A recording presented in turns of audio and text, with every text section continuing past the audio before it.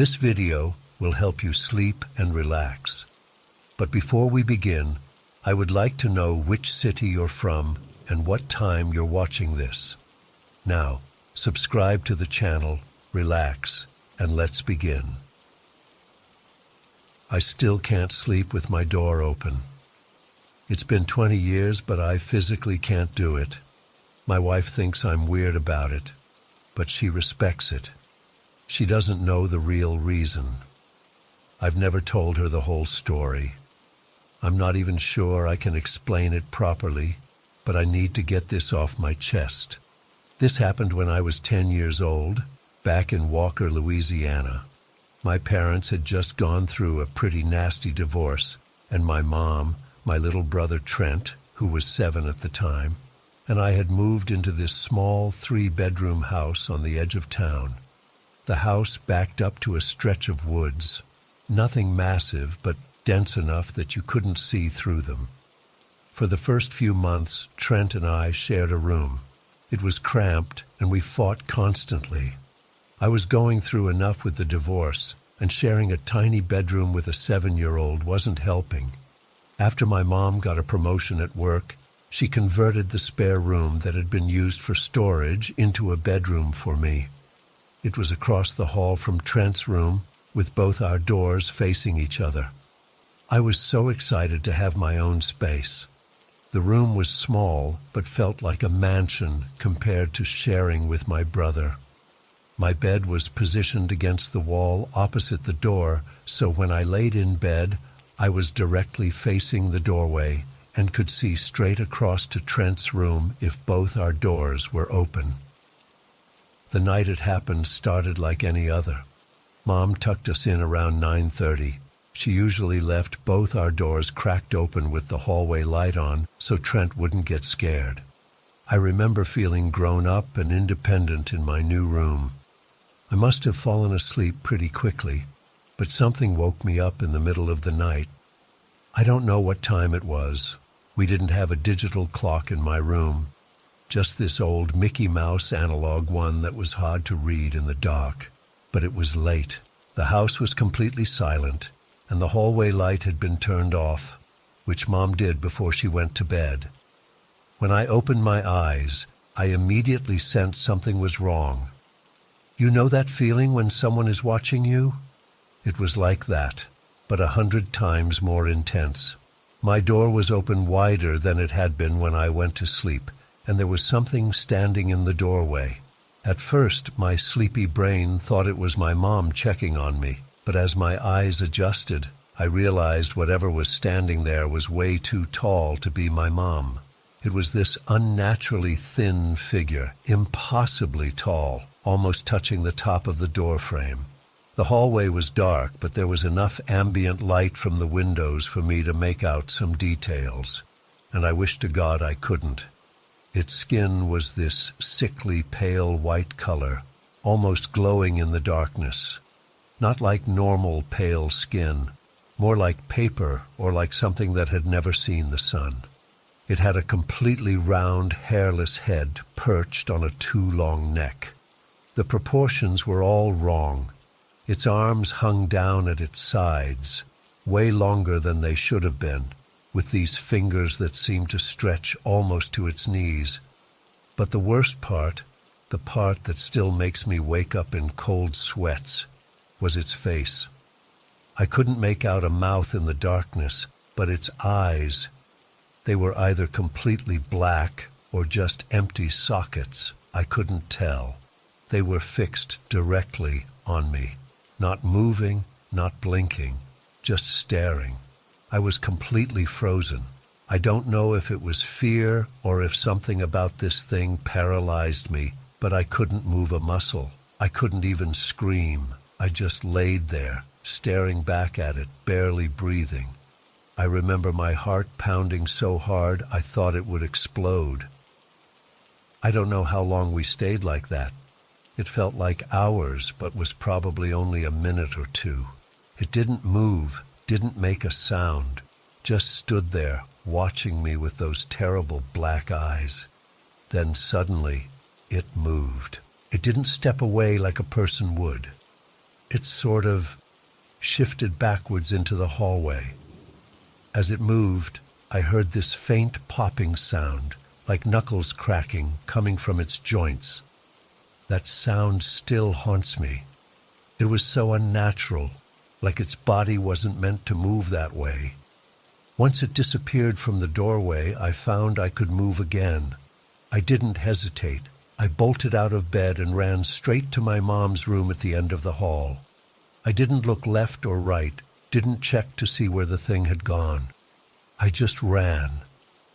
I burst into my mom's room, sobbing and hyperventilating. I remember her sitting up, startled, asking what was wrong. I tried to explain, but I was crying so hard she could barely understand me. Before I could get it all out, Trent appeared in the doorway of Mom's room, tears streaming down his face. "There was a monster," he said, his voice shaking. My blood went cold. My little brother had seen it too. Mom turned on her bedside lamp and tried to calm us both down. At first, she thought we were feeding off each other's nightmare energy or something. You know how kids can get worked up. But as we described what we'd seen, separately, the details matched too closely for it to be coincidence. Trent said he'd woken up earlier and seen the white man with black eyes standing in his doorway, just watching him. He'd pulled the covers over his head and stayed that way until he heard me run to Mom's room. Mom was freaked out, though she tried not to show it. She got up and checked both our rooms, then the rest of the house. I refused to let her go alone and clung to her robe the entire time. Trent stayed in her bed, too scared to move. The house seemed empty. Everything was locked and in place, except for the kitchen door that led to the backyard. It was unlocked and slightly ajar, just cracked open an inch or so. Mom swore she'd locked it before bed, like she always did. The three of us slept in Mom's bed that night, with every light in the house turned on. In the morning, Mom called the police. They came and looked around but found nothing. No footprints outside, no signs of forced entry. They probably thought we were just a divorced mom with two kids who had nightmares. But they did a sweep of the woods behind our house anyway. Nothing. For weeks after, Mom installed extra locks on all the doors and windows. She bought a baseball bat that she kept by her bed. Trent and I slept in her room for almost a month before she convinced us to try our own beds again. I never saw the figure standing in my doorway again. At least, not physically, but I see it every night in my dreams. Sometimes I'll wake up at 3 a.m., and for a split second, I'll see that silhouette in my doorway, that round white head and those black soulless eyes. Before I blink, and it's gone. We lived in that house for 3 more years before Mom got transferred for work, and we moved to Texas. We never had another encounter with whatever it was, but the experience changed me forever. I spent those 3 years sleeping with my door completely closed and locked, with a dresser pushed in front of it. I still have to sleep with my back to a wall, never facing a door or window. I've tried to rationalize it over the years. Maybe it was an extremely tall, thin person who broke in. Maybe it was some kind of bizarre hallucination that somehow both Trent and I experienced. Maybe it was a weird shadow cast by something outside. But deep down, I know what I saw. And the fact that Trent saw it too, with the same details, makes it impossible for me to dismiss. The most disturbing part is that I don't know what it wanted. It didn't attack us or steal anything. It just watched, like it was studying us. Why? What was it looking for? These questions have haunted me for 2 decades. I've researched local legends from Walker, tried to find similar stories, but nothing quite matches what we experienced. Some people mentioned skinwalkers or wendigos when I've vaguely described it, but those never felt right. Whatever was in our house that night didn't feel like something from Native American folklore. It felt older, colder, more alien. Trent and I don't talk about it much anymore. He's got a family of his own now, lives up in Chicago. But every once in a while, when we're together and the conversation lulls, one of us will ask, "Do you still think about that night?" The answer is always yes.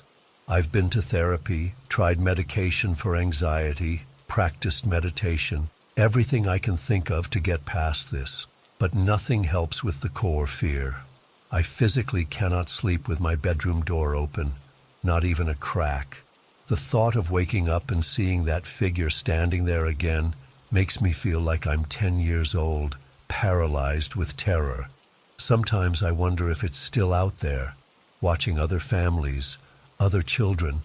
Sometimes I wonder if it followed us when we moved, if it's been watching me all these years, waiting for me to leave my door open again. I know this all sounds crazy. Maybe it is.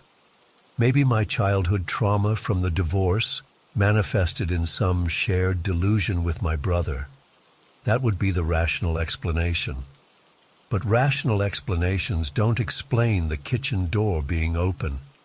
They don't explain how both Trent and I saw the exact same thing, down to those impossibly long fingers and the popping sound its joints made when it moved. I've never gone back to Walker. I'm not sure I could bring myself to drive past that house or look at those woods again. What if it's still there, waiting? What if seeing that place again somehow calls it back to me? The weirdest thing happened last week that prompted me to finally write this all down. My son, he's 6, woke up crying in the middle of the night. When I went to his room, he said there was a tall white person standing in his doorway watching him. I nearly had a heart attack until he added that it was wearing a hat and had a beard. Turns out he'd hung his bathrobe on the back of his door, and in the darkness, with his coat rack next to it, it created a tall, human-like silhouette. I've never been so relieved to find a simple explanation for something, but it brought all these memories flooding back. And I realized I've never really told anyone the full story, not even my wife. She knows I have a thing about open doors at night, but I've always been too afraid to tell her why. Afraid she'll think I'm crazy or, worse, that talking about it might somehow summon it back. I don't know what was in our house that night. I don't know if it was something supernatural or some twisted person who got their kicks scaring children. All I know is that 20 years later, I still check my locks 3 times before bed. I still sleep with my back to the wall, and I still can't handle having my bedroom door open at night. And sometimes, when I'm drifting off to sleep, I swear I can hear that faint popping sound, like knuckles cracking, coming from somewhere in the darkness outside my door.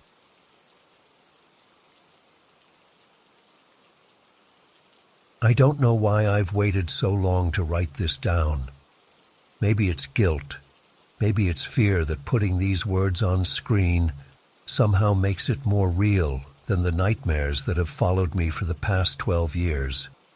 I still work at the same gas station on the edge of Millbrook. It's a nothing job in a nothing town, but it pays the bills while I save up to finally leave this place behind. I was supposed to leave years ago. That was always the plan Tommy and I had. We were going to graduate high school and get the hell out of here together. Tommy never made it past 16. Growing up in Millbrook meant making your own entertainment. Our town has exactly one stoplight, a grocery store that doubles as the post office, and more churches than restaurants. The closest movie theater is 40 minutes away in Coopersville. So as kids, we explored. We knew every creek bed, every abandoned barn, and every shortcut through the woods surrounding our little pocket of nowhere. But there was one place even the bravest kids wouldn't go after dark. Blackbriar Farm. The farm had been abandoned since before I was born. The story goes that the Walkers, the family who owned it, just disappeared one day back in the 80s. Left their clothes in the closets, food on the table, and their old Chevy still parked in the driveway. Search parties found nothing. After a while, the property fell into disrepair, and the county took ownership but never sold it. The house eventually collapsed in on itself, and the barn wasn't far behind. The weird thing was the cornfield. Despite nobody tending to the land for decades, that cornfield still grew every single year. Not in neat rows like when the Walkers were around, but wild and scattered across the property. My dad said it was probably just seeds being carried by birds or the wind. But nobody really believed that explanation. It was too perfect, too cyclical. Every spring, new stalks would pierce through the soil. By August, they'd stand taller than most men. Tommy was always more curious about blackbriar than I was. He'd drag me out there on our bikes at least once a summer, daring each other to touch the rusted farm equipment or peek through the collapsed windows of the old Walker house. We never stayed past sunset, though. That was the unspoken rule everyone in town seemed to follow. Until the summer we were 16. It was late August, that time when summer break is almost over and you're desperate to fit in one last adventure before school starts again. Tommy showed up at my house around 4 p.m. with that look in his eye that always meant trouble. "Let's camp at Blackbriar tonight," he said as soon as I opened the door. I immediately started shaking my head. "No way, my parents would kill me." "So tell them you're staying at my place. I already told my mom I'm at yours." I should have said no. I should have laughed it off and suggested we go to the quarry instead or play video games in my basement. But Tommy had this way of making even the stupidest ideas sound like the greatest adventure of all time. So I packed my backpack with a flashlight, some snacks, a blanket, and told my parents I was sleeping over at Tommy's. We took our bikes and headed toward Blackbriar around 6 p.m., plenty of time to set up our camp before dark. The farm was about 3 miles from town, down an overgrown dirt road that hadn't seen maintenance in decades. As we approached, the corn was visible from a distance, tall, unruly stalks swaying slightly, despite there being no breeze that day. I remember thinking how wrong it looked, like the corn was breathing. We ditched our bikes at the edge of the property and made our way toward what was left of the barn.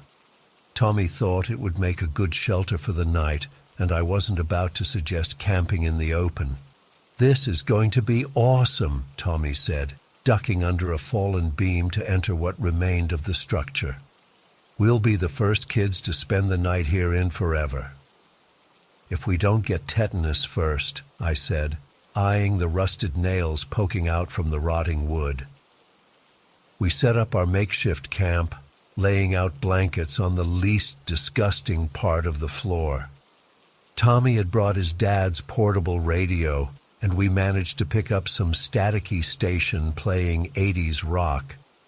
The sun was starting to set, casting long shadows through the gaps in the barn walls. That's when we heard it. At first, I thought it was just the radio distorting, or maybe the wind picking up. But as we both fell silent, there was no mistaking it. Someone was crying. It was a woman's voice, soft and broken, coming from somewhere in the cornfield.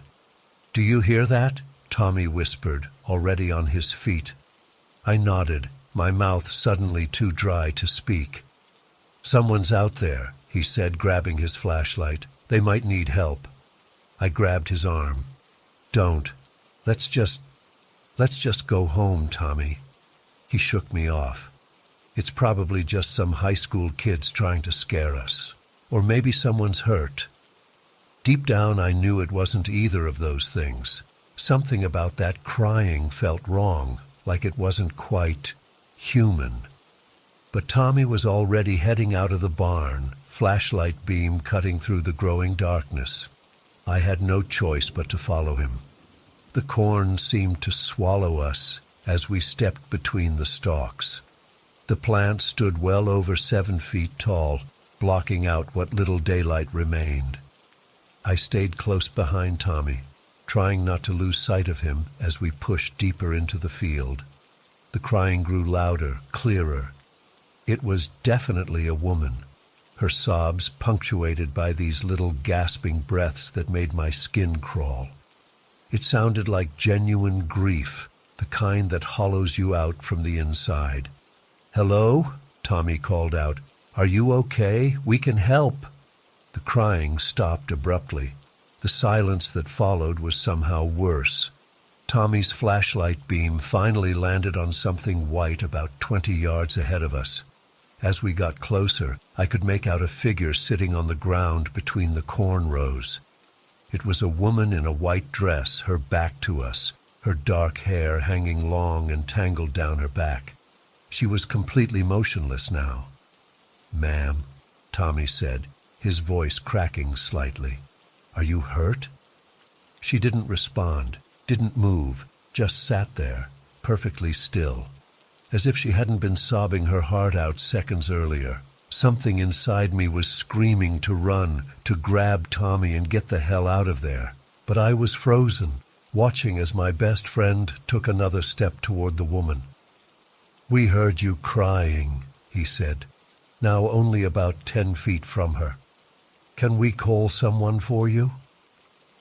The woman's head tilted slightly, like she was listening. Then, with a movement that still haunts my nightmares, she began to turn toward us. It wasn't the smooth motion of a person turning around. It was jerky, unnatural, like someone had grabbed her shoulders and was forcing her body to rotate while her lower half stayed perfectly still. As her face came into view, Tommy's flashlight illuminated what I can only describe as death itself. Her face was grotesquely decomposed, the skin gray and hanging in loose patches that revealed the bone beneath. Her eyes were milky white, sunken deep into their sockets.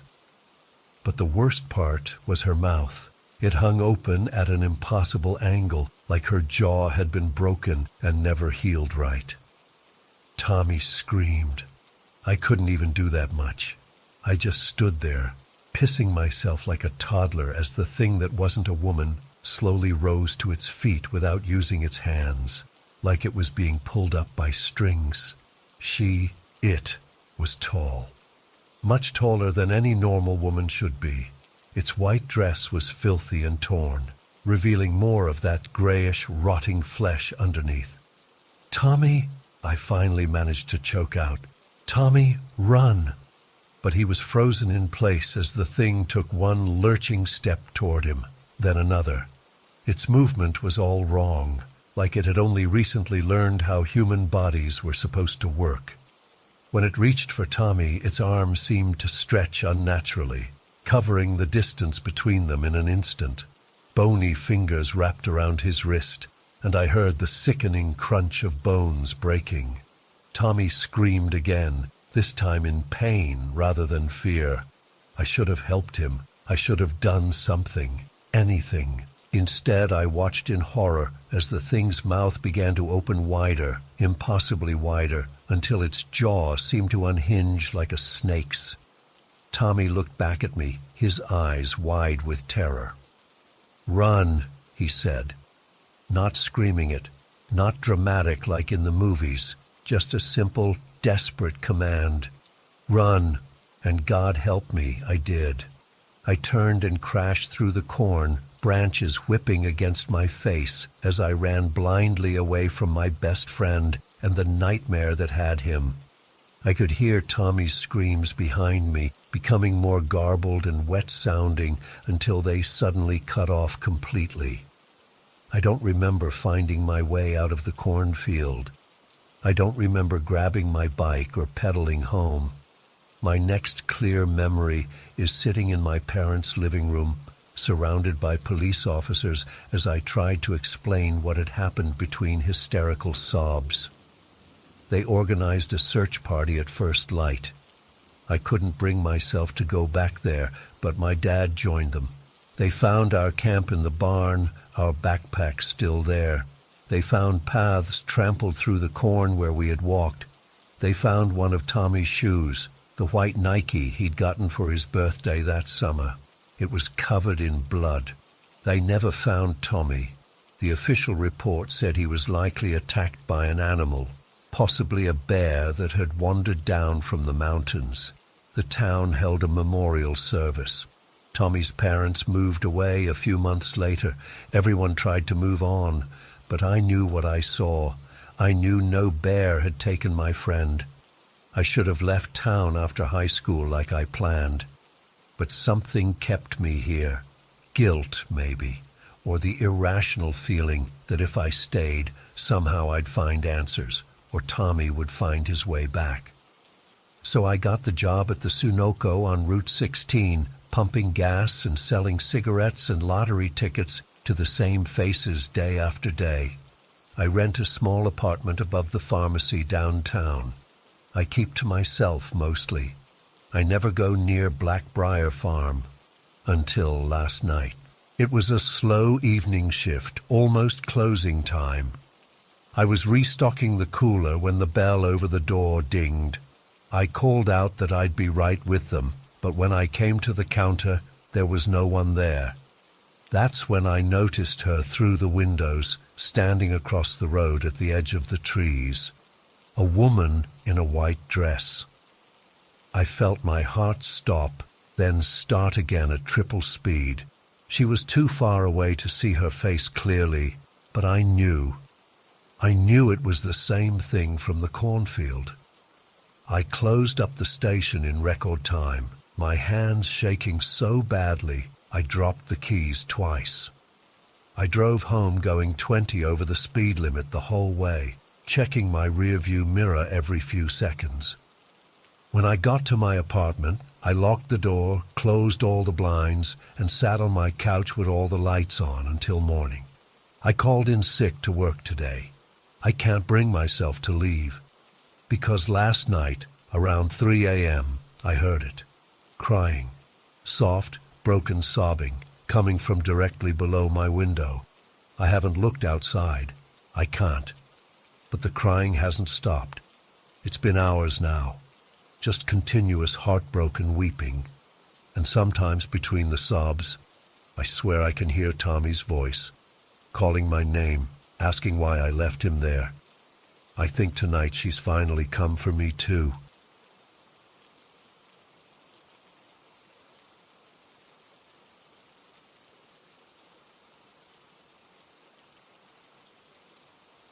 I've been trying to wrap my head around what happened for weeks now, but I still can't make sense of it. I keep replaying the events in my mind, trying to find some rational explanation, but there isn't one. I've known Jake since primary school, 14 years of friendship. I thought I knew him better than anyone, but now I'm not even sure if Jake exists anymore. It started about a month ago when Jake and I decided to go camping in the Daintree rainforest up in Queensland. We'd both just finished our first semester at uni in Brisbane and needed to clear our heads. Jake suggested this secluded spot he'd heard about from his uncle. No designated campgrounds, no tourists, just pure wilderness. Somewhere we could truly disconnect. The first 2 days were perfect. We hiked during the day, exploring dense jungle and cooling off in hidden waterholes. At night, we'd drink beers around the campfire, talking about everything and nothing like we always had. The isolation was exactly what we needed. No cell service, no other people, just us and the sounds of the rainforest. On the third day, things changed. We were running low on firewood, and Jake volunteered to gather more while I prepared lunch. "Back in 20, he said, grabbing our hatchet and heading into the trees. I didn't think much of it then. I wish I had. 20 minutes passed, then 30, then an hour. I started calling his name, but the dense foliage seemed to swallow my voice. The rainforest suddenly felt oppressive, the air heavy and still in a way I hadn't noticed before. After another half hour of shouting myself hoarse, I was about to grab our emergency whistle when I heard rustling from the trees. Jake emerged from the bushes, arms loaded with wood. Relief flooded through me, quickly followed by irritation. "Jesus, mate, where the hell were you? I was about to come looking." He stared at me for a moment too long before answering. Got turned around. "Sorry." That's when I noticed he wasn't wearing the same clothes. He'd left wearing his faded red Brisbane Broncos t-shirt and khaki shorts. Now he had on a plain green t-shirt I'd never seen before and different shorts. "Did you change?" I asked. He looked down at himself as if surprised. "Yeah, got mud all over the other ones." It seemed reasonable enough, but something in his delivery felt off. Jake dumped the wood by our fire pit and sat down heavily on a log. The way he moved was different, stiffer, more deliberate, like he was thinking about each muscle movement.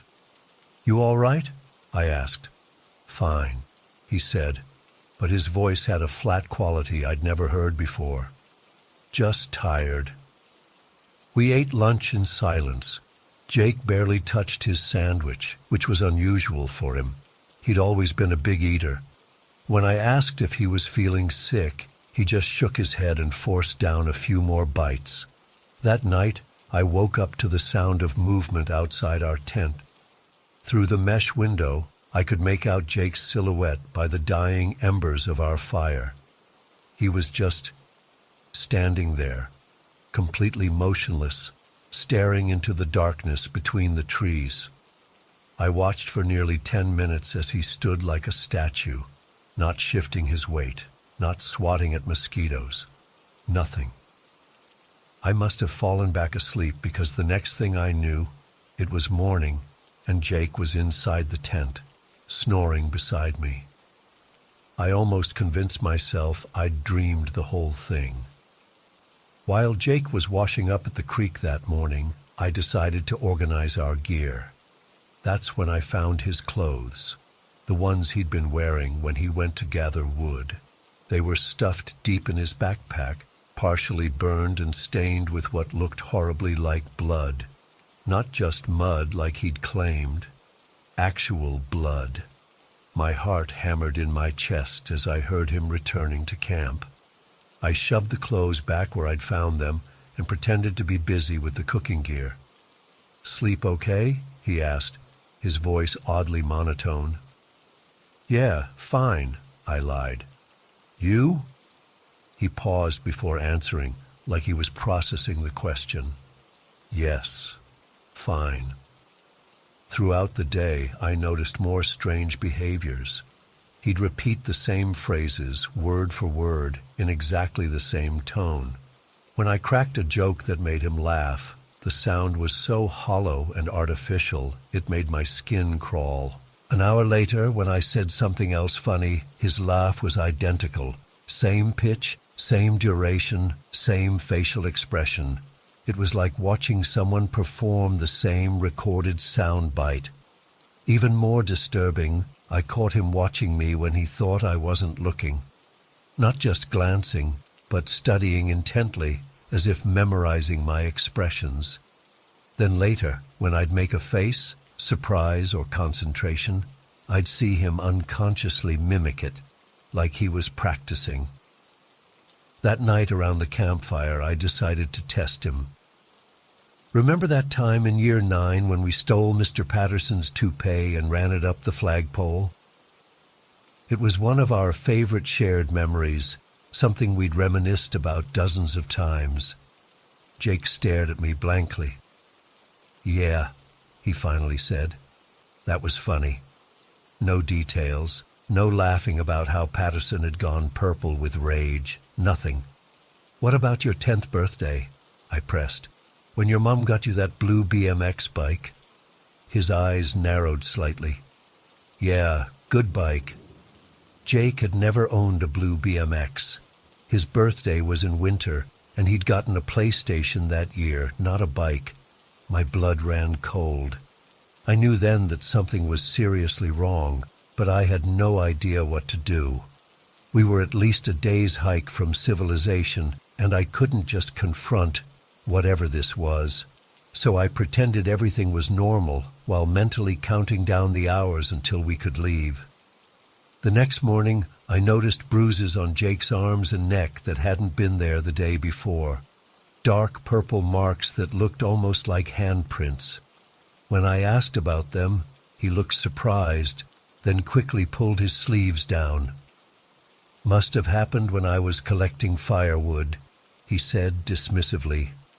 For lunch, I heated up some canned stew. When I gave Jake his portion, he picked at it disinterestedly until I turned away. When I glanced back, I caught him scooping out chunks of beef and eating them separately, barely cooked. His eyes closed in what looked like pleasure as he chewed the bloody meat. That evening, I brought up something that had been bothering me since our first night. "You know, I keep feeling like something's watching us from the trees." Jake's head snapped up with an alertness I hadn't seen since before his disappearance. "What do you mean?" "Just a weird feeling, like we're not alone out here." His expression shifted subtly. "There's nothing in these woods that would hurt us." "How can you be so sure?" He smiled then, a smile that didn't reach his eyes, because it already got what it wanted. I felt sick. I didn't sleep that night. Instead, I lay awake, listening to Jake's breathing, which never settled into the familiar rhythm of sleep I'd heard countless times during our friendship. He was awake too, perfectly still, eyes fixed on the tent ceiling. The next morning, our 5th day, I announced that I wasn't feeling well and thought we should head back early. For a moment, something like anger flashed across Jake's face before it smoothed into concern. "If that's what you want," he said, his voice carefully neutral. We packed up in silence. As we hiked back, I made sure to stay behind him, unwilling to turn my back on whatever was wearing my friend's skin. Every so often, he would stop and tilt his head, as if listening to something I couldn't hear. Once, I caught him staring at his own reflection in a stream, touching his face with a look of confusion and fascination. When we finally reached my car, the relief was overwhelming. During the long drive back to Brisbane, Jake barely spoke. He just stared out the window, occasionally mimicking the movements of passing drivers, like he was studying human behavior. I dropped him off at his apartment with a promise to catch up soon, a promise I had no intention of keeping. As I watched him walk away, his movements still stiff and deliberate, I realized I was shaking. In the weeks since, things have only gotten stranger. Jake's social media, once filled with party photos and surfing videos, has gone quiet. His few posts are bizarrely formal, with none of his usual slang or humor. When mutual friends mention him, they say he's become withdrawn and different. 2 people told me he just stares at them during conversations, like he's waiting for cues on how to respond. His neighbor mentioned that Jake's cat disappeared a few days after we returned. Then his roommate's dog went missing too. The roommate moved out shortly after. I've been avoiding Jake's calls and texts, making excuses about being busy with summer classes. The messages he sends are becoming increasingly strange, disjointed and repetitive, with odd phrases that don't sound like him at all. Yesterday he texted, "We should go back to the forest. It's nice there, quiet, just us, like before." I didn't respond. This morning, I woke up to find him standing in my front yard, just staring up at my window. He didn't move or call out. He just stood there for nearly an hour before walking away. I don't know what happened in those woods. I don't know what came back wearing Jake's face. All I know is that my best friend went into the forest and something else came out. Something that walks and talks like Jake, but isn't him. Something that doesn't quite know how to be human. Sometimes I wonder if I should go to the police, but What would I say? My friend acts weird now. I think he's been replaced by something from the woods. They'd think I was crazy. And sometimes, in my darkest moments, I wonder if I'm next. If whatever is wearing Jake's skin is just waiting for the right moment to take mine, too. I keep the doors locked now. I've stopped going out after dark. And I keep thinking about those bloodied clothes stuffed in his backpack and his voice saying it already got what it wanted. I'm writing this all down because I need someone to know what happened. I need someone to believe me. Because Jake, my Jake, is gone. And I'm terrified of what's living inside his body now.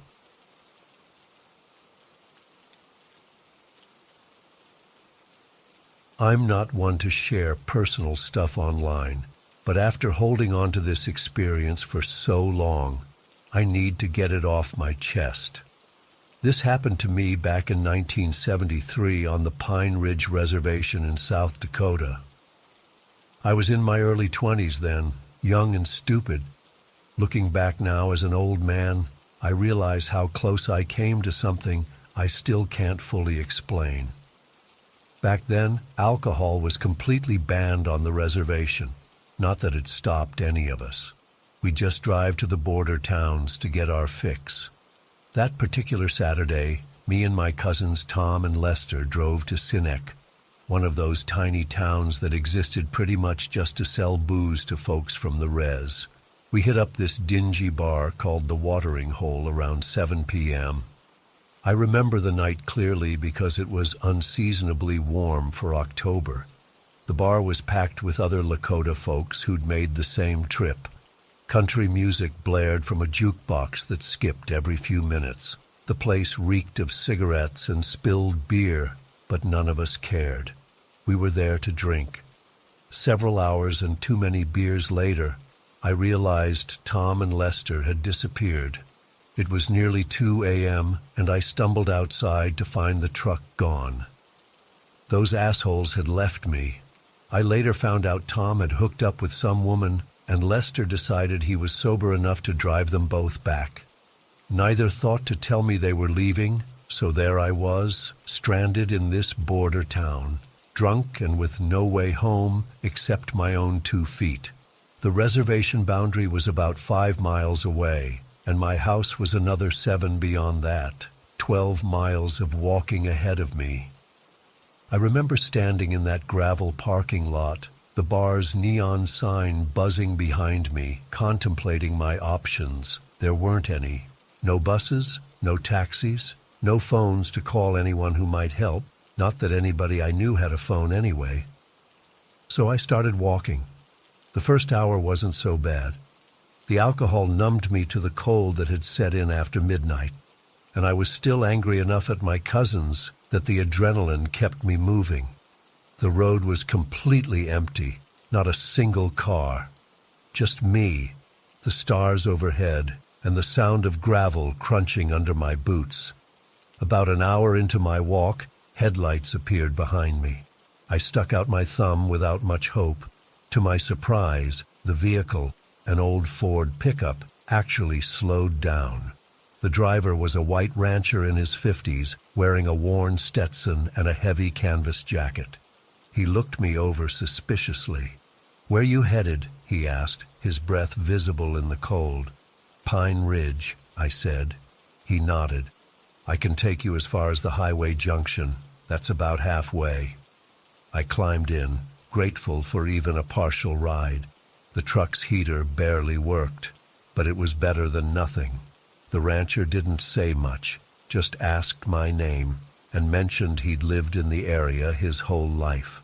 I remember his name was Earl. "Appreciate the ride," I told him when he dropped me off at the junction. "Be careful," he said. "Bad night to be walking alone." At the time, I thought he meant the cold. Now I know better. So I continued walking, now on a smaller road that cut through a stretch of hills and scattered pine trees. The moon was bright enough that I could see pretty well without a flashlight. My buzz was wearing off, and exhaustion was setting in. I'd been awake for nearly 24 hours at this point, having worked in my uncle's garage that morning before heading to Serene. Around 4 a.m. I couldn't go any further. My feet were blistered, my legs ached, and the cold had seeped into my bones. I was still a good 5 miles from home. To my right was a hill with a stand of pine trees. I decided to climb up and rest for a bit, maybe catch an hour of sleep before finishing my journey at dawn. The hill wasn't steep, but in my exhausted state it felt like climbing a mountain. When I reached the trees, I collapsed onto a bed of pine needles. They were dry and relatively soft. Using my jacket as a pillow, I closed my eyes, planning to rest just long enough to regain some strength. I don't know how long I slept, maybe 30 minutes, maybe an hour. What woke me was a distinct tugging sensation on my right foot. Not hard, but deliberate, like someone trying to get my attention without scaring me. My eyes snapped open. The sky was still dark, though with a hint of pre-dawn gray. Standing about 10 feet away from me was a Lakota woman. Now finding someone else out here was strange enough, but what really struck me was her appearance. She wore a traditional buckskin dress, the kind you'd see in old photographs from the 1800s. It was decorated with intricate beadwork that caught what little light there was. Her hair was long and black, falling past her waist, with 2 thin braids framing her face. She was stunningly beautiful in a way that's hard to describe, her features perfectly proportioned, her skin smooth and glowing despite the darkness. I sat up quickly, startled and confused. "Hello?" I managed to say. She didn't immediately respond. Instead, she tilted her head slightly, studying me with intense dark eyes. Then she spoke in Lakota. "Lechel Shnio, you shouldn't be here." I understood her perfectly. My grandmother had made sure I knew the language, but I was surprised to hear it spoken so formally, with an accent I wasn't familiar with. "I'm just resting," I replied in Lakota, my words clumsy compared to hers. "I'm walking home from Sinek." She shook her head. "Hinghang ni king slolia," morning nose. This confused me. Her phrasing was odd, almost poetic. She spoke Lakota like people did generations ago, not the modern way mixed with English that I was used to. "I don't understand," I said, switching to English. She seemed to recognize my confusion and tried again in Lakota. "You must leave now. It's not safe." "I'm just tired," I explained, still not feeling threatened. "I'll go soon." She stepped closer then, and I noticed something else strange. Despite the cold night, she wasn't shivering. She wore no jacket over her dress, and her feet. Actually, I couldn't quite see her feet in the dim light. They were obscured by the long hem of her dress. "I will walk with you," she said suddenly, again in that formal Lakota. "But we must go now." Something in her voice, an urgency, a fear, finally got through to me. I stood up, brushing pine needles from my clothes. My body protested, still aching from the miles I'd already walked, but something told me I should listen to her. As we started down the hill toward the road, I glanced back at the spot where I'd been sleeping. That's when I saw him.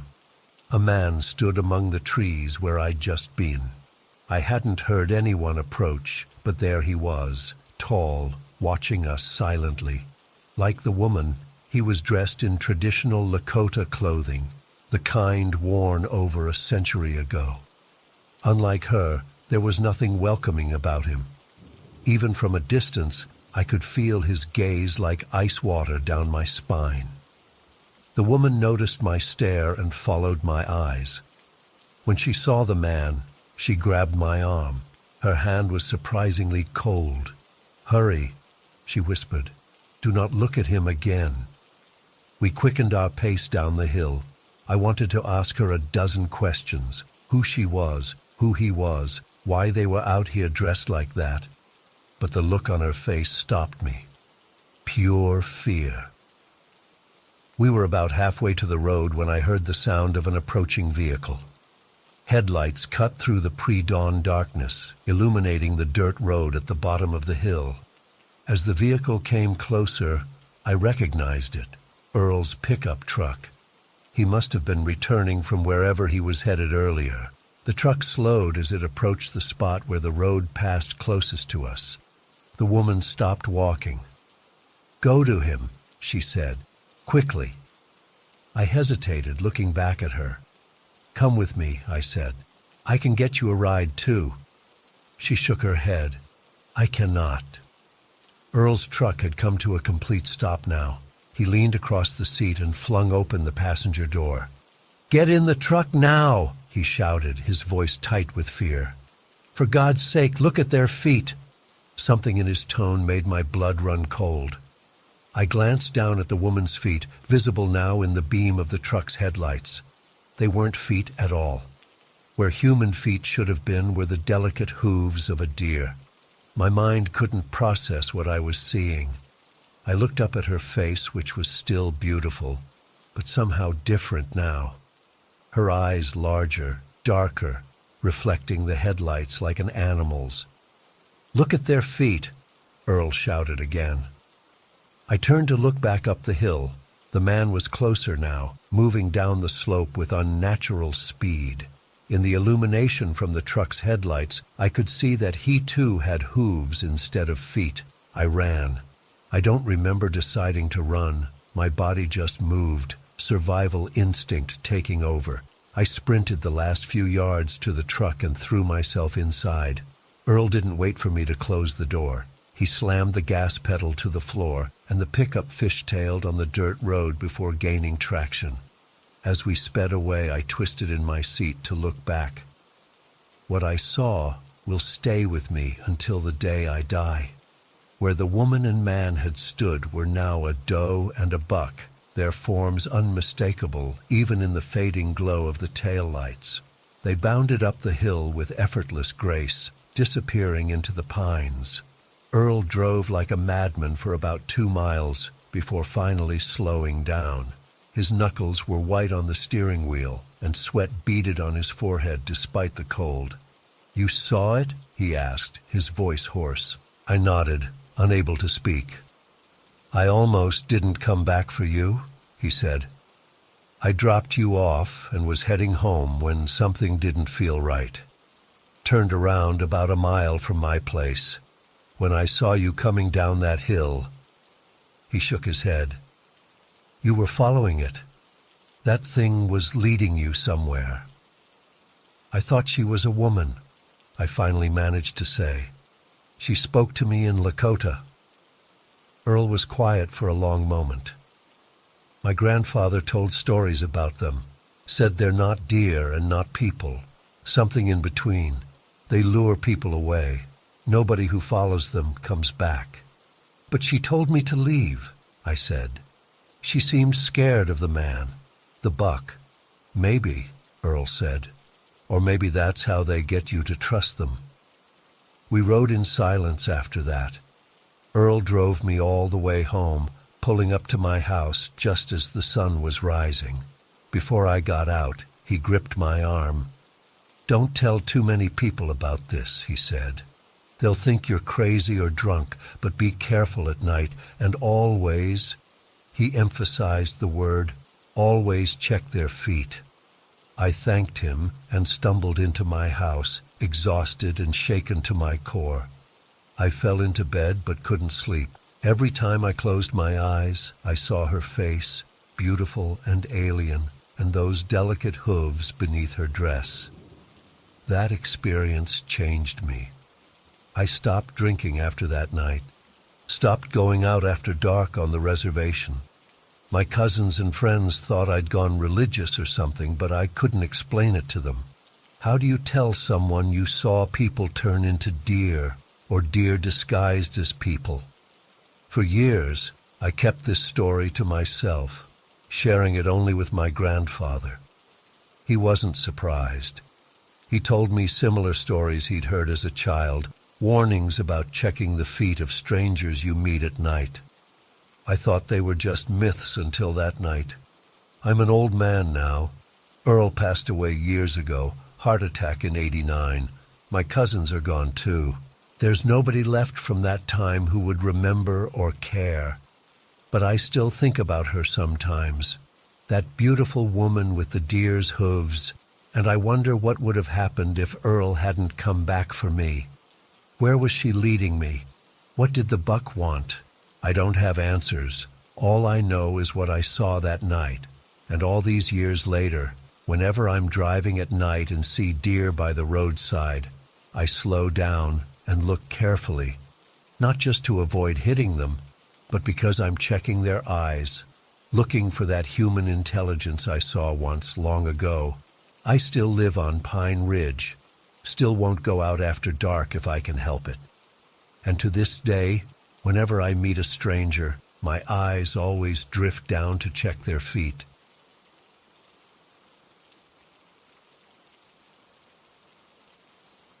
I've been sitting on this for nearly a month now, trying to convince myself that what Mark and I saw wasn't real, that maybe we were exposed to some kind of gas or chemical that made us hallucinate. But I can't keep pretending anymore. We saw something in those tunnels that shouldn't exist, and people need to know to stay the hell away from that place. I grew up in Dawsonville, Georgia. It's a small town where not much happens beyond the NASCAR Hall of Fame and outlet shopping. Most kids who grow up here can't wait to leave, but I've always been fascinated by the local history, especially Dawson Forest and what locals call the nuke plant. For those who don't know, there's an area in Dawson Forest that used to be the Georgia Nuclear Aircraft Laboratory back in the 1950s and 60s. The government was trying to develop nuclear-powered aircraft there during the Cold War. They'd run reactor tests and deliberately expose wildlife to radiation to study the effects. The whole operation was eventually abandoned when they realized nuclear planes weren't practical. Growing up, we all heard stories about the forest. Hunters claimed to find deer with abnormal growths, extra appendages, even second heads. There were rumors about strange lights at night, government vehicles coming and going, and radiation hotspots that would make your hair fall out. Most people dismissed these as typical small-town urban legends, but they always stuck with me. I'd explored some of the above-ground remnants of the facility before: concrete pads, old foundations, even a rusty radiation warning sign. But the main facility was supposedly demolished and buried decades ago. The official line was that everything had been decontaminated and sealed off, with nothing dangerous remaining. Last month, my buddy Mark came to visit. We've been friends since middle school, though he moved away for college and now lives in Atlanta. We were catching up over beers, and I mentioned the old nuke lab. Mark's into urban exploration and photography, so naturally he was interested. "Dude, we should check it out while I'm here," he said. "I got a new camera that does amazing low-light shots." I hesitated but ultimately agreed. It was just going to be a casual hike through the forest to look at some old concrete slabs, nothing crazy. The next morning we drove out to Dawson Forest. It was mid-October, chilly but clear, with that golden morning light filtering through the trees. The forest is actually a wildlife management area now, open to the public, though there are areas marked with no trespassing signs. We parked at one of the trail entrances and started hiking. I knew the rough location of the main facility from previous explorations and local knowledge. After about an hour of hiking, we reached an area where the forest floor seemed unnaturally flat and rectangular, like something massive had once stood there. "This is it?" Mark asked, sounding disappointed at the unremarkable patch of ground covered with leaves and young trees. "This is where the main building was supposed to be," I said, walking around and pointing out subtle features. A piece of rebar sticking out of the ground, the vague outline of a foundation. They demolished everything and buried it back in the 70s. Mark took some photos, but was clearly hoping for something more dramatic. That's when I remembered another spot I'd found years ago, a concrete retaining wall built into a hillside about a quarter-mile away. I'd always thought it might have been an entrance to something. "Let's check out one more spot before we head back," I suggested. We hiked to the retaining wall, which was about 15 feet tall and 30 feet wide, covered in moss and vines. Last time I'd been here, I hadn't looked closely, but now with Mark's enthusiasm, I started examining it more carefully. That's when I noticed something odd, a section of the wall that seemed different from the rest. The concrete pattern didn't quite match, and there was a thin seam running vertically. Mark saw it too and started pulling away vines. "Dude, I think this is a door," he said, excitement in his voice. We cleared away more vegetation, revealing what was definitely a man-made entrance. The door was actually a concrete slab designed to blend in with the wall, but decades of settling had caused it to shift slightly, creating a gap at one edge. I should have turned back right then. Every horror movie I've ever seen flashed through my mind, warning me not to go inside. But curiosity is a powerful drug, and we'd already come this far. We used a fallen branch to pry at the gap, and to our surprise, the slab moved. It was balanced on some kind of pivot point, requiring significant effort, but not impossible for two grown men to push open. The gap widened enough for us to squeeze through, revealing a dark tunnel beyond. Mark immediately pulled out his flashlight and camera. "This is incredible," he whispered, shining the beam into the darkness. "A sealed entrance to the old facility." The tunnel was about 7 feet high and 6 feet wide, with concrete walls that gradually transitioned to natural bedrock. It sloped downward at a gentle angle, leading deeper underground. The air inside was noticeably cooler and had a musty, metallic smell. We walked in silence for what felt like 15 minutes, following the tunnel's gradual descent. Our flashlight beams revealed nothing but more tunnel ahead, though I noticed small drainage channels built into the floor. The place was surprisingly dry for being underground. "This must have been an emergency escape route or service tunnel," I said, trying to make sense of it. "From the main facility." The tunnel eventually opened into a wider area that looked like a maintenance room. There were rusted metal shelves on the walls, an old workbench, and several pipes running along the ceiling. But what caught my attention immediately was the wall to our right. It was moving. At first I thought it was a trick of the light, or maybe water running down the surface. But as I stepped closer, I realized with growing horror that the wall was covered with insects, thousands of them, cockroaches, spiders, centipedes, and bugs I couldn't even identify, all clustered together in a writhing mass. "What the fuck?" Mark whispered, aiming his camera but seemingly too disgusted to take a photo. I moved my flashlight across the wall, noticing something even more disturbing. Many of the insects had unusual colorations. Roaches with iridescent blue shells, spiders with bright yellow markings, centipedes that seemed to glow slightly in the beam of my flashlight. "Radiation," I muttered. "These must be descendants of insects exposed to radiation decades ago." "Let's keep going," Mark said, surprising me. "We've come this far." Beyond the maintenance room was another tunnel, narrower than the first, with pipes and electrical conduits running along the ceiling. The walls here were cleaner, with fewer insects, though I could still see them occasionally scurrying into cracks. After another few minutes, we came to something that made us both stop in our tracks. a massive circular door, like something from a bank vault or submarine. It was at least 10 feet in diameter, made of steel with a wheel mechanism in the center. What shocked me most was the small red light above the door. It was on, indicating power was still connected somehow. "No way," Mark said, moving forward to examine it. "This place still has electricity?" "That's impossible," I replied. "This facility was decommissioned 50 years ago."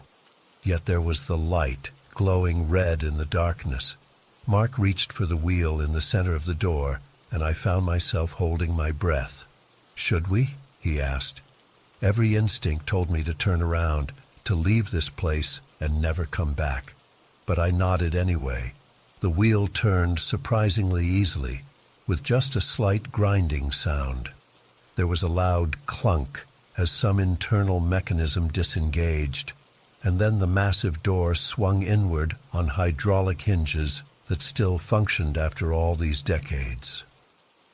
Beyond the door was a corridor with actual lighting. Dim, emergency-style red bulbs spaced along the ceiling that cast everything in a crimson glow.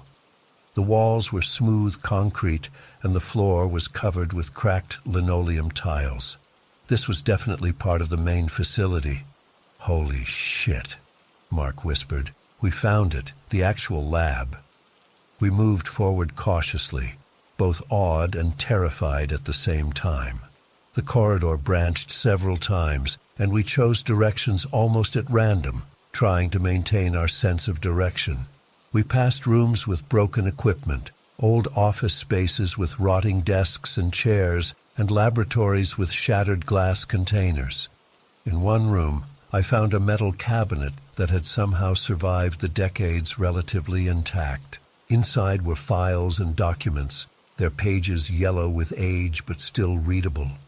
Most contained technical information I didn't understand, but I saw references to radiation exposure tests and biological adaptation studies. "Mark, check this out," I called, but realized he'd wandered into a different room. I followed the sound of his footsteps into what appeared to be a larger laboratory space. The ceiling here was higher, with overhead tracks for moving heavy equipment. Broken glass crunched beneath my feet, and tables lined the walls covered with dust-caked instruments and equipment. Mark was at the far end of the room, his camera pointed at something on the wall. "Dude, these specimens are insane," he called back without turning around. "They've got jars with preserved animals, some kind of lizards with extra limbs." I was walking toward him when he suddenly screamed, not a shout of surprise, but a genuine scream of terror, and dropped his camera, which clattered to the floor. "Mark!" I called, quickening my pace. He backed away from whatever he was looking at, moving so quickly he stumbled and fell. His face was pale, eyes wide with horror. "Run!" he gasped. "We need to run, now!" I opened my mouth to ask what was wrong, but then I saw it. From a dark opening in the ceiling, some kind of ventilation shaft or service access, emerged what I can only describe as a spider. But not a normal spider. This thing was massive, larger than a dog, maybe the size of a small coffee table. Its body was a sickly yellowish-brown, with legs that seemed too long and thin to support its bloated abdomen. It didn't move like a normal spider either. Instead of the quick, skittering motion you'd expect, it dragged itself along the wall with an unnatural, almost mechanical rhythm. Each movement of its legs produced a faint squelching sound, and I could see it leaving a trail of viscous fluid on the wall.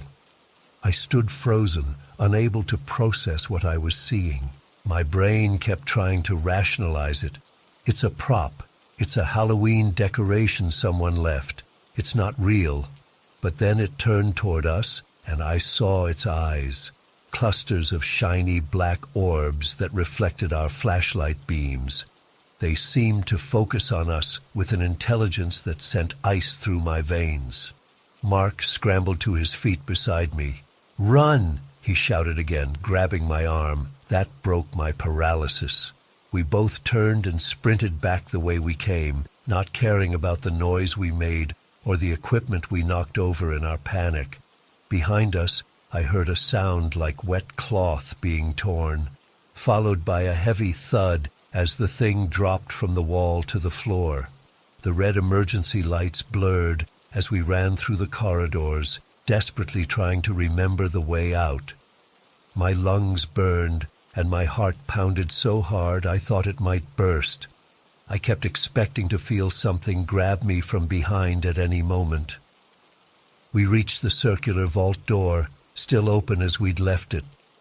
Mark went through first and I followed, turning to slam it shut behind us. The wheel spun as I locked it, though I had no idea if that would stop whatever was chasing us. We didn't slow down, continuing to run through the maintenance tunnel, past the room with the insect-covered walls, and back into the long entrance tunnel. Only when we reached the concrete door to the outside did we pause, gasping for breath.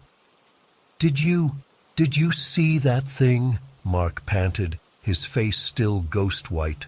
I nodded, unable to speak.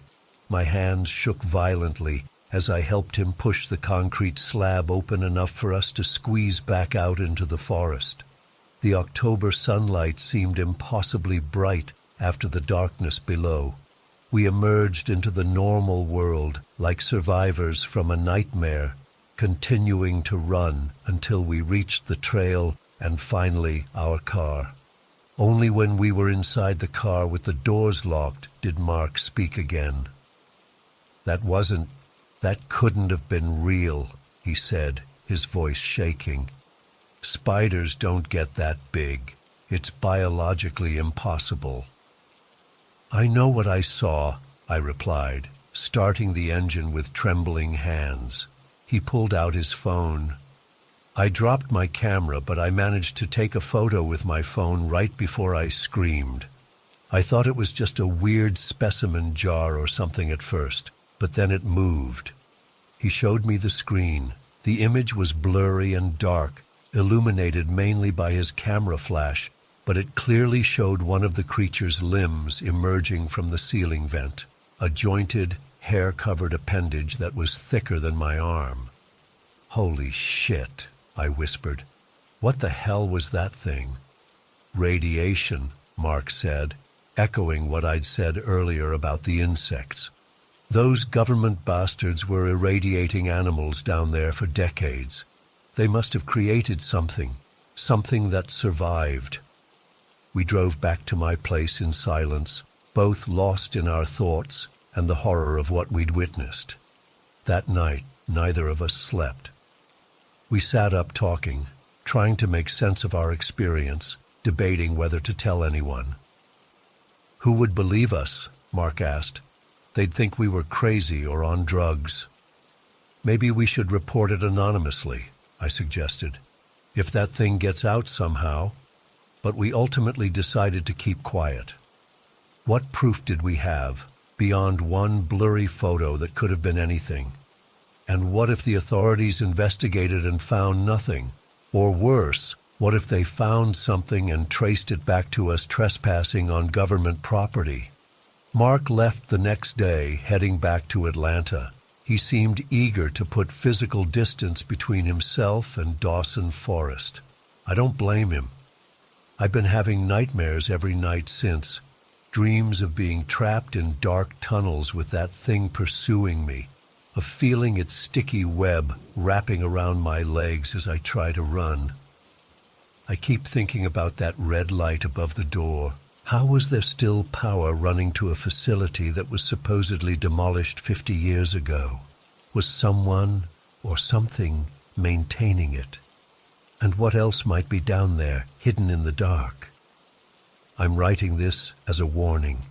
Stay out of Dawson Forest. Don't go looking for entrances to the old nuclear lab. Don't dismiss the local stories as myths or urban legends.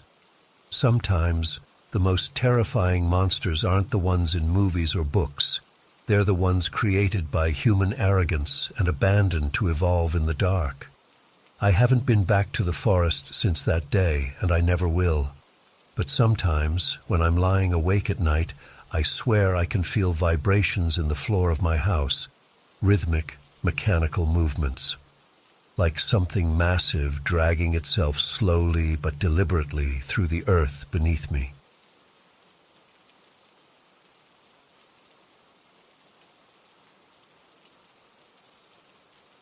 I've never told this to anyone outside our small group.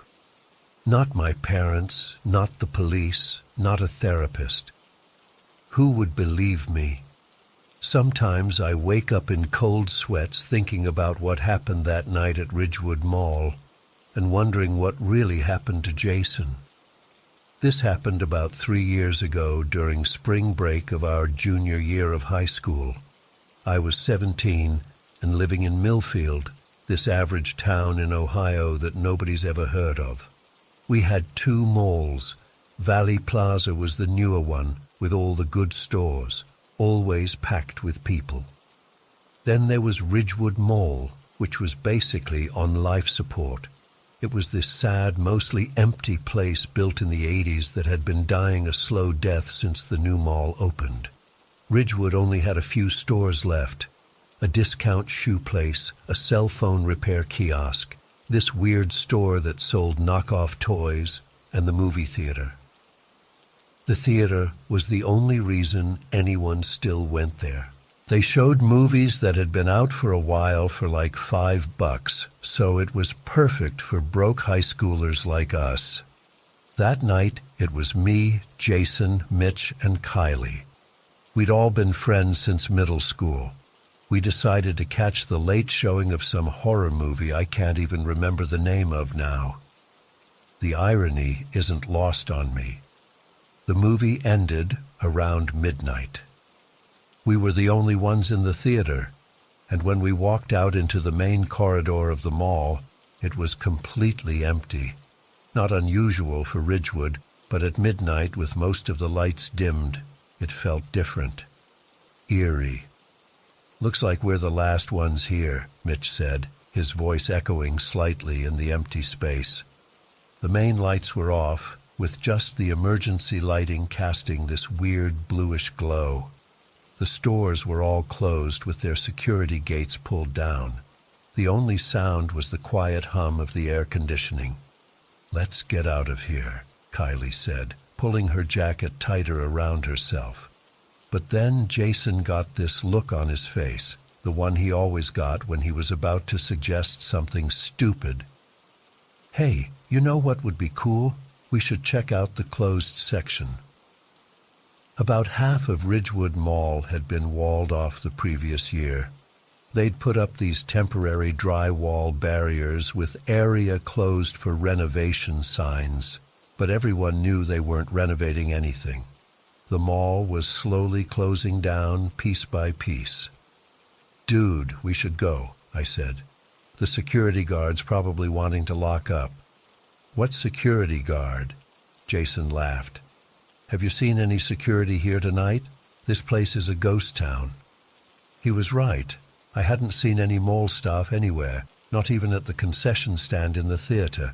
We'd bought our tickets from an automated kiosk. "I don't know." Kylie hesitated. "Come on," Jason insisted. "When are we ever going to get a chance to explore an abandoned mall again? It'll take 20 minutes tops." Mitch was already on board. "I'm down. I've always wondered what's back there." I should have said no. I should have insisted we leave, but I didn't.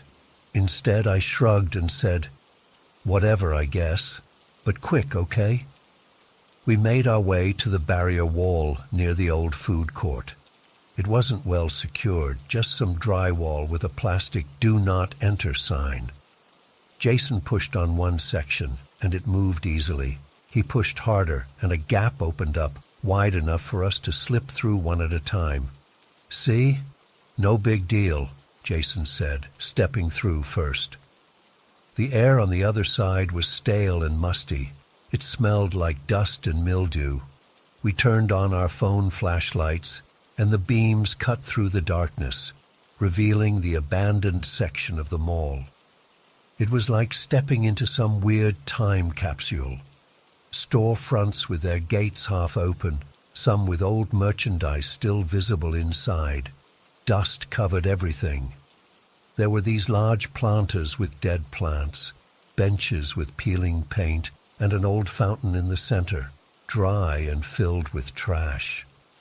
"This is so creepy," Kylie whispered, staying close to me. "It's awesome," Jason countered, already wandering ahead. We walked past an old clothing store, and I shined my light inside. There were still mannequins in there, some standing, others dismantled, with limbs scattered across the floor. Some were wearing clothes from years ago, while others were naked, their blank faces staring at nothing. "Check this out," Mitch called from inside the store. He'd already gone in. We followed him in, our shoes crunching on broken glass and debris. Mitch was holding up a mannequin arm, waving it around like it was his own. "Put that down," Kylie said, visibly uncomfortable. "This place gives me the creeps." "What, are you scared of mannequins?" Mitch teased, waving the arm in her direction. "Stop being a jerk," I told him. Jason picked up a mannequin hand from the floor and examined it. "These things are weirdly detailed," he said, running his finger over the plastic fingernails. Then, with no warning, he wound up and threw it as hard as he could into the darkness at the back of the store. We heard it clatter somewhere in the shadows. "What did you do that for?" I asked. Jason just shrugged. "I don't know. Felt like it." We continued exploring, moving deeper into the abandoned section.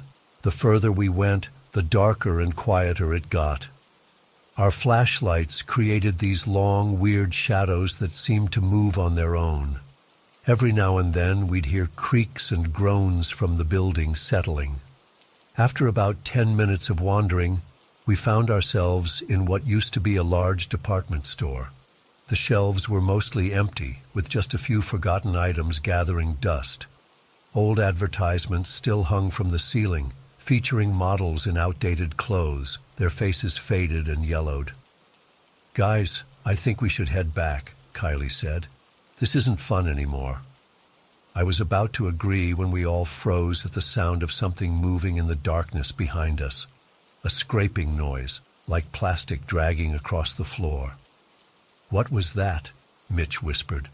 We all turned our flashlights toward the sound, but there was nothing there. "Probably just a rat," Jason said, but he didn't sound convinced. Then we heard it again, closer this time, and with it, a faint clicking sound. "Let's go," I said, no longer caring if I sounded scared. We started to back up toward the exit, our flashlights scanning frantically. That's when Mitch pointed his light at something on the floor about 10 feet away from us. It was the mannequin hand Jason had thrown earlier, but it wasn't just sitting there. It was positioned with the fingers splayed out, as if it had been carefully placed, and it was damaged now. The fingers were bent and twisted, like someone had squeezed it with incredible force. "I threw that way in the back," Jason said, his voice tight with fear. "How did it get here?" "Let's go now," Kylie urged, grabbing my arm. We turned to leave, but realized Jason wasn't following.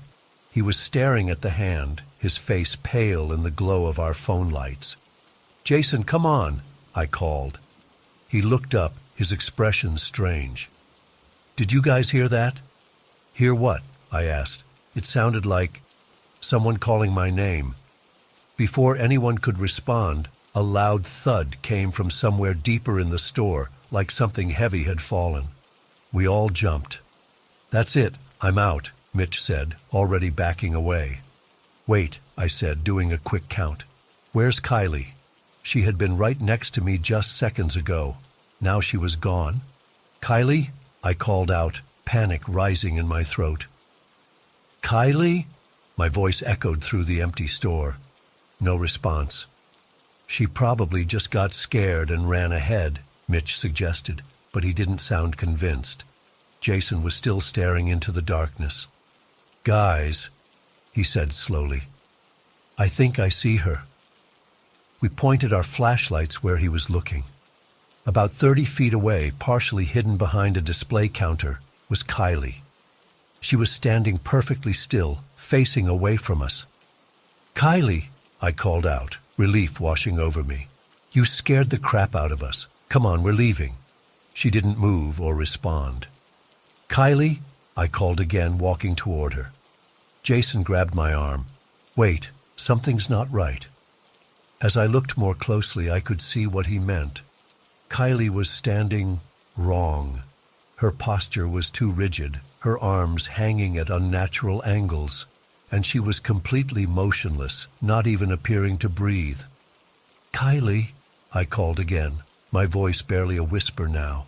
Slowly, so slowly, Kylie's head began to turn toward us, but the rest of her body remained facing away, her neck twisting at an impossible angle. When her face came into view, her eyes were wide and glassy, her mouth hanging open in a silent scream, and then I saw it. Behind her, partially hidden in the shadows, was something tall, at least 6.5 feet. It had a humanoid shape, but all wrong, too thin, with limbs that bent at odd angles. Its skin was a sickly gray color with black patches that seemed to shift and move. But its face, God, its face! It was stretched and twisted, with far too many teeth visible in what I can only describe as a grin that split its head almost in half. One of its impossibly long arms was extended, its hand, if you could call it that, resting on the back of Kylie's neck. Its fingers, more like spindly spider legs, were wrapped around her throat, not squeezing, but controlling. I couldn't breathe, couldn't move, couldn't process what I was seeing. Then the thing's head snapped in our direction, so fast it was just a blur. Its eyes, black, empty pits, locked onto us. The spell broke. We ran. All three of us, sprinting back the way we came, through the abandoned stores, past the mannequins, our flashlights bouncing wildly, casting crazy shadows everywhere. I heard Jason scream, but I didn't look back. I couldn't. I was too terrified of what I might see. We burst through the drywall barrier back into the lit section of the mall, not stopping until we reached the main entrance. We pushed through the doors into the parking lot, gasping for air, our hearts pounding. "Where's Kylie?" Mitch shouted, spinning around. "Where's Kylie?" "And Jason," I panted, realizing he wasn't with us either. "Where's Jason?" We'd lost both of them in our panic. They weren't behind us. "We have to go back," I said, though every cell in my body was screaming against it. "Are you insane?" Mitch yelled. "Did you see that thing?" "But Kylie and Jason—" "Call 911, Mitch interrupted, pulling out his phone. His hands were shaking so badly he could barely dial. We didn't go back in. We couldn't. We waited in the parking lot, huddled together next to my car, as Mitch tried to explain to the 911 operator what had happened. He left out the part about the creature, just said our friends were missing in the abandoned section of the mall. About 20 minutes later, as we were still waiting for the police to arrive, my phone rang. It was Jason. "Jason?" I answered, my voice cracking. "Where are you? Are you okay? Is Kylie with you?" "I'm at home," he replied, his voice calm, too calm. "Why wouldn't I be okay?" "What? How did you get home? We were just in the mall and—" "What are you talking about?" he interrupted. "I wasn't at the mall tonight. I've been home all evening." A cold sensation spread through my body. "Jason, that's not funny. We were just together at Ridgewood watching a movie. You, me, Mitch, and Kylie." There was a pause. Then, "I don't know what you're talking about. I have to go now. My mother's calling me." He hung up. I stared at my phone, then at Mitch. "He says he's been home all night." "That's impossible," Mitch said. "What about Kylie?" I tried calling her, but there was no answer. When the police finally arrived, they searched the mall but found nothing. No sign of Kylie. They seemed to think we were just teenagers playing a prank. They even called Jason's house, and his mother confirmed he'd been home all evening. We were questioned for hours. They kept asking if we'd been drinking or using drugs. They clearly didn't believe us about Kylie disappearing. They said they'd look into it and told us to go home. The next day, I went to Jason's house. I needed to understand what was happening. His mother answered the door and said he was in his room. She acted like everything was normal, mentioned that Jason had told her I might stop by. When I saw him, I almost ran out of the house. It was Jason, but not quite. He looked the same, spoke the same, but something in his eyes was off, empty, dead. He maintained that he hadn't been at the mall with us, that I must be confusing him with someone else. As I was leaving, his mother stopped me. "Oh, by the way," she said casually, "Jason only got home about 10 minutes before you called last night. He said he was out with some other friends." I froze, my hand on the doorknob. "But you told the police he was home all evening." She looked confused for a moment, then smiled. "Did I? I must have been mistaken. You know how it is when you're half asleep. I couldn't get out of there fast enough." Later that day, Kylie's parents reported her missing. The police interviewed me and Mitch again, this time taking our statement more seriously. We told them everything, except about the creature. Who would believe that? 2 weeks passed. No sign of Kylie. Jason continued going to school, acting almost normal but not quite. He was quieter, kept to himself. Sometimes I'd catch him staring at nothing, completely still, for minutes at a time. And sometimes, when he didn't think anyone was looking, I swear I saw his neck twist at an unnatural angle just for a moment. Then one day, Jason wasn't at school. I drove by his house after class, and there was a "for sale" sign in the yard. The neighbors said the family had moved out overnight, not telling anyone where they were going. No forwarding address, no goodbyes. The police investigation into Kylie's disappearance eventually went cold. They found security camera footage from the mall showing the 4 of us entering the theater, but the cameras in the abandoned section weren't functional. The last image of Kylie was her walking out of the theater with us at midnight. After that, nothing. It's been 3 years now, and I still don't know what happened that night. What was that creature? What did it do to Kylie? Was the Jason who came back the real Jason, or something else? I check social media constantly for any sign of either of them, but there's nothing. I've tried to move on, but I can't. I have nightmares almost every night. In them, I'm back in that abandoned mall, and I see Kylie standing there with her neck twisted, and behind her is that thing with the stretched face and too many teeth. But in the dreams, it's not just behind Kylie anymore. It's behind Jason, too, and Mitch, and it's reaching for me. I don't go to malls anymore. I can't. Even the thought of walking through those wide corridors with their shuttered stores and mannequins makes me break out in a cold sweat. And I never, ever go anywhere alone after dark. I don't know why I'm sharing this now. Maybe I just need someone to believe me. Or maybe I need to warn people. If you're ever in an abandoned place at night and you feel like you're being watched, or if you hear something that sounds like clicking, or if you see someone you know standing too still, too rigid, run. Don't look back. Just run, because whatever was in that mall that night is still out there. And sometimes, when I'm alone in my room late at night, I swear I can hear something clicking softly from the darkest corner, just waiting for me to look.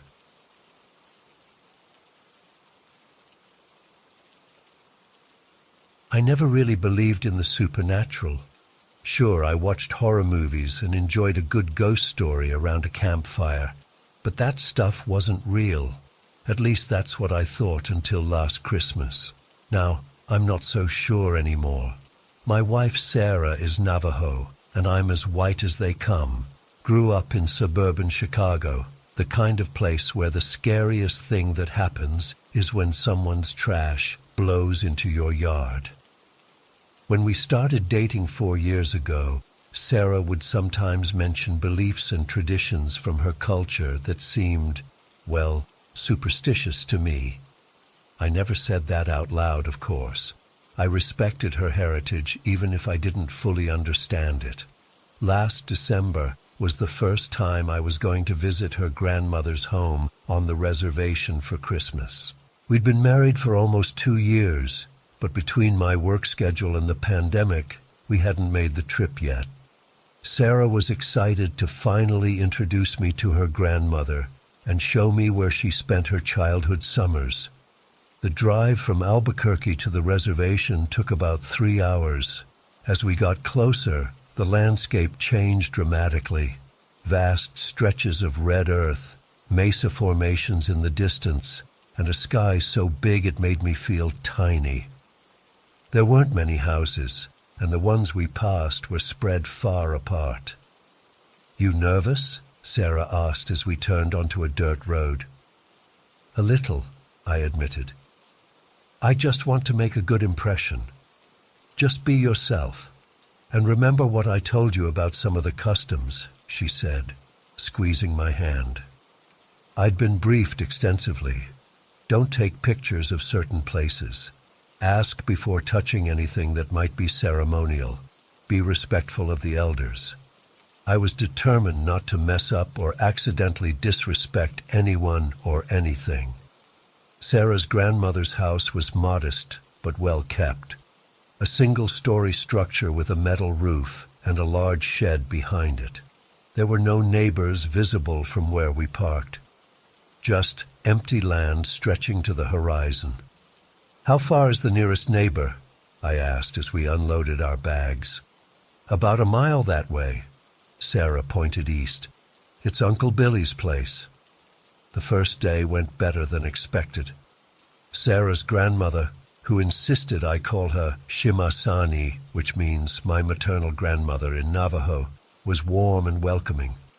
She didn't speak much English, so Sarah translated between us. We ate traditional food, and Shimasani seemed pleased when I tried everything and complimented her cooking. After dinner, we sat in the living room where Shimasani told stories about Sarah as a child, which Sarah translated for me. I noticed that occasionally she would leave parts out, giving me an abbreviated version. When I asked her about it later, she just said some things don't translate well or involve cultural references I wouldn't understand. We went to bed early, around 9 p.m. The guest room was small but comfortable, with hand-woven blankets on the bed and the soft scent of cedar in the air. I fell asleep almost immediately, exhausted from the drive and the excitement of meeting Shimasani. I woke up sometime in the middle of the night, my throat dry as sandpaper. Sarah was asleep beside me, her breathing deep and even. I checked my phone. 2:17 a.m. Carefully, I got out of bed, trying not to wake her. The house was dark and unfamiliar, but I remembered the layout well enough to make my way to the kitchen without turning on any lights. I didn't want to disturb anyone. The kitchen window faced the front of the house and the driveway. Moonlight streamed in, providing just enough illumination for me to find a glass and fill it from the tap. As I drank the water, I gazed absently out the window. That's when I saw it. At first, I thought it was just a shadow or maybe a bush I hadn't noticed earlier. But then it moved. A dog. A really big dog was sitting in the middle of the driveway, facing the house. In the moonlight, its coat looked dark, maybe black or very dark brown. It was hard to tell. What struck me as odd was how perfectly still it sat, like a statue. It was just staring at the house. I set my glass down and moved closer to the window for a better look. The dog was massive, bigger than any dog I'd ever seen. Maybe a wolf hybrid? Do they have those on the reservation? Its proportions seemed slightly off somehow, though I couldn't put my finger on exactly what was wrong. As I watched, it slowly turned its head to look directly at me. I felt a chill run down my spine.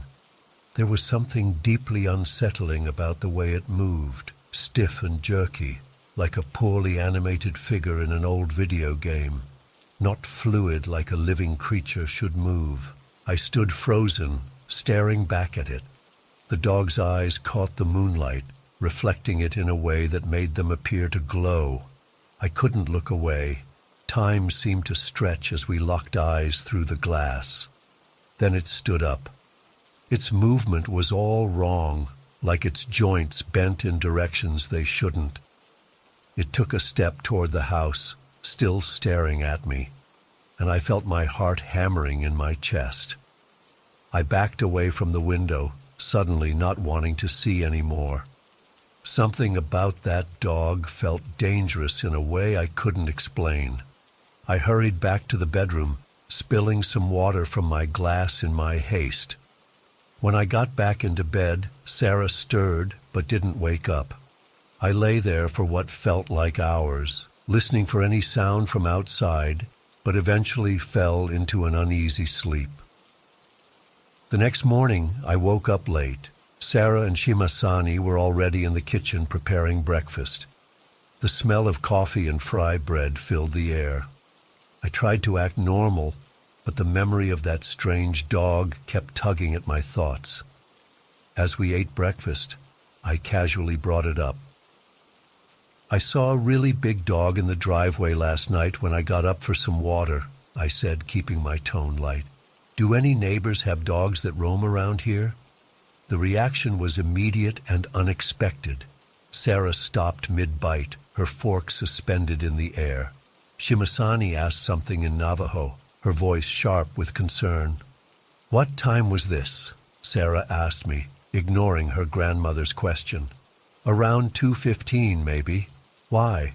Sarah translated for her grandmother, whose face visibly paled. They had a rapid exchange in Navajo that I couldn't follow. Shimasani got up from the table and hurried to the phone on the wall. "What's going on?" I asked, confused by their reaction. "What did it look like exactly?" Sarah's voice was tense. I described what I'd seen, the size, the strange movements, the way it had stared at me. With each detail, Sarah's expression grew more worried. "Why didn't you wake me up?" she asked. I didn't want to disturb you over a dog. I figured it was just someone's pet that got loose." Shimasani was speaking urgently on the phone. I could hear the stress in her voice, even though I couldn't understand the words. "It wasn't a dog," Sarah said quietly. "At least, not the kind you're thinking of." Before I could ask what she meant, Shimasani hung up the phone and said something to Sarah. Sarah nodded and turned to me. "2 men are coming over. They'll be here in about an hour." "Who? What's happening?" Sarah took a deep breath. "They're medicine men. What you saw, we need to address it right away." I felt a crawling sensation on the back of my neck. "You're scaring me, Sarah." "What did I see?" She took my hand across the table. "We believe it was a skinwalker." I had heard that term before. Sarah had mentioned it once when we were dating, but she hadn't gone into detail. All I knew was that it was some kind of evil witch in Navajo belief. "A skinwalker," I repeated, "like a person who can turn into an animal?" "It's more complicated than that," she said, "and we don't talk about them much. Talking about them can draw their attention." Over the next hour, Sarah explained, reluctantly and in hushed tones, that skinwalkers are medicine people who have chosen to use their powers for evil. They can take on animal forms, though the transformations are always imperfect, which explains the unnatural movements I had witnessed. They target people, especially outsiders who don't know how to protect themselves. But why would it be interested in me? I asked. You're not Navajo. You don't have the same spiritual protections we grow up with, she said. And you're on the reservation now. This is their territory. The medicine men arrived just before noon. They were older men, perhaps in their 60s, dressed in jeans and flannel shirts, looking completely ordinary except for the serious expressions they wore. They spoke with Shimasani and Sarah in Navajo for several minutes before one of them addressed me in English. You saw something last night, he said. It wasn't a question. I nodded and described what I'd seen again. He listened without interrupting, his face revealing nothing. You were right to tell them, he said when I finished. But you should have said something immediately. They instructed us to stay inside while they performed a ceremony around the property. Sarah went to the kitchen to prepare something under Shimasani's direction, while I watched through the window as the men walked the perimeter of the house, burning bundles of herbs and speaking words I couldn't hear. What are they doing? I asked when Sarah returned to the living room. Cleansing the area, she said, creating protection. She had a small plate in her hands with what looked like raw meat on it. I didn't ask what it was for. The ceremony lasted about an hour. When the men came back inside, they had us participate in another ritual that involved smoke from burning sage and prayers in Navajo. I followed their instructions, feeling deeply out of my element, but understanding that this was deadly serious to everyone else in the room. Afterward, we all sat in the living room. The older of the two medicine men looked at me intently. You need to understand some things about being here, he said. This is not like where you come from. He explained that the reservation has spiritual realities that outsiders often don't comprehend. What I'd seen was drawn to me precisely because I was an outsider, unprotected by the traditions and beliefs that safeguard the Navajo. If you see anything unusual again, anything, you must tell someone immediately, he emphasized. Not the next morning, right away. Sarah's grandmother said something in Navajo, and Sarah translated for me. Shimasani says that while you're here, you shouldn't go outside alone after dark, and don't get up at night if you can help it. The men left shortly after, taking the plate of raw meat with them to leave as an offering somewhere away from the house. I didn't ask for details. That evening, we sat together in the living room. The mood was more subdued than the previous night. Shimasani kept glancing at the windows, and Sarah seemed tense. I'm sorry, I said. I didn't mean to cause trouble. Sarah squeezed my hand. It's not your fault. You didn't know. That night I lay awake for hours, listening to every sound outside the house. The wind whistling around the eaves, a distant coyote howl, the creak of the house settling. Each noise made me tense up, imagining that strange dog thing returning, maybe trying to get inside.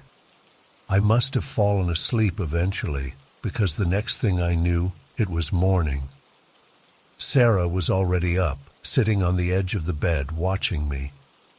Did you get up at all last night? She asked. No, I said. I stayed put like they said. She nodded, looking relieved. The rest of our Christmas visit passed without incident. We celebrated the holiday with a mixture of traditional American and Navajo customs.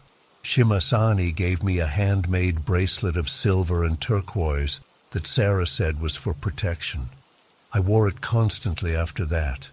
Before we left to return to Albuquerque, Shimasani took me aside with Sarah translating. She established clear rules for any future visits. Never go outside alone after dark. Tell someone immediately if I see or hear anything unusual. Don't get up at night if possible, and never ever discuss what I saw with people who weren't there. Some things aren't meant to be shared with those who wouldn't understand, Sarah explained. It can make the problem worse. It's been almost a year now, and we're planning another visit for this Christmas. I still wear the bracelet Shimasani gave me. I haven't told anyone else about what happened, not my friends, not my family. Sometimes I almost convince myself it was just a stray dog, and I imagined the strange movements because I was tired and it was dark. But then I remember how everyone reacted, how seriously they took it, the urgency of the medicine men's ceremonies. And sometimes, just as I'm falling asleep, I remember those eyes staring at me through the window, the unnatural way it moved when it stood up. And I wonder if it's still out there, waiting for me to return to the reservation. I'll be more careful this Christmas. I won't get up for water in the middle of the night, and I definitely won't look out any windows after dark. Because now I know some things that watch you from the darkness aren't just animals, and acknowledging them might be all the invitation they need.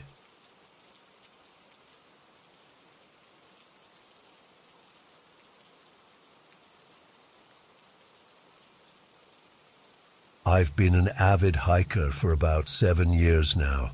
Nothing extreme, I'm not summiting Everest or anything, but I love a good day hike with decent elevation. It clears my head. After Jen and I split up 3 months ago, hiking became even more important to me. It was the only thing that kept me sane during those first awful weeks. We'd always hike together, but I started going solo.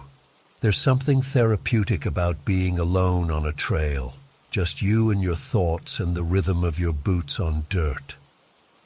My go-to spot has always been Black Ridge Mountain. It's about an hour's drive from my place, not too crowded, with a well-maintained trail system that offers some challenging sections, but isn't dangerous if you're prepared. I've hiked the main Eastern Trail probably 50 times over the years. I know every switchback, every viewpoint, every spot where the trail narrows or widens. It's comfortable, like an old friend. So last Saturday, I packed my usual day bag, water, protein bars, first aid kit, extra layer, headlamp, just in case, Swiss Army knife, the basics. Weather forecast was perfect. Clear skies, around 65 degrees, slight breeze. I got to the trailhead parking lot around 8:30 a.m., earlier than most weekend hikers, so I had my pick of parking spots. Everything felt normal. Good, even. I remember thinking it was going to be exactly what I needed after a stressful work week. Then I saw the sign at the trailhead. Trail closed due to rock slide. Seek alternate routes. There was a date stamp from 3 days earlier. I stood there for a minute, genuinely annoyed. I'd driven an hour specifically for this trail, and I wasn't in the mood to turn around and go home. The parking lot has access to a few different trails, but the eastern path is the only one I'm really familiar with. There's a western trail that wraps around the other side of the mountain, but I'd never taken it before. According to the trail map at the entrance, it was roughly the same distance and elevation gain, just less traveled. In retrospect, I should have just gone to my backup spot about 30 minutes further away. But I was already there, had my boots on, and frankly was feeling a bit adventurous. Maybe exploring a new trail would be good for me, something different, a new challenge. The western trail started off pretty similar to the eastern one. Wide path, gentle incline, tall pines creating patches of shade. But after about a mile, the differences became obvious. This trail wasn't as well maintained, nothing dangerous, just overgrown in spots, with more exposed roots and loose rocks. It was steeper, too, with fewer switchbacks, meaning it was a more direct route up the mountain, but required more effort. The biggest difference, though, was how quiet it was. The Eastern Trail usually has at least a few other hikers, even on weekdays. But I didn't see another soul on this side. No fresh footprints in the dirt, no distant voices, nothing. Just birds and the occasional rustle of small animals in the underbrush. I actually liked the solitude. It felt like I had the whole mountain to myself. About 2 hours in, the trail got really challenging. The path narrowed significantly as it curved around a rocky outcropping, forcing me to press my back against the mountainside to avoid the steep drop-off to my right.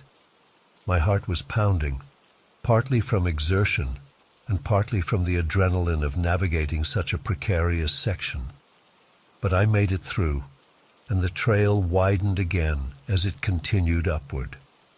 By around 11:30, I reached what I assume was the summit of this side, not the true peak of the mountain, but a relatively flat area with some large boulders that offered a natural resting spot. The view was incredible, better than anything on the Eastern Trail. I could see for miles, rolling hills, patches of forest, a silver ribbon of river in the distance.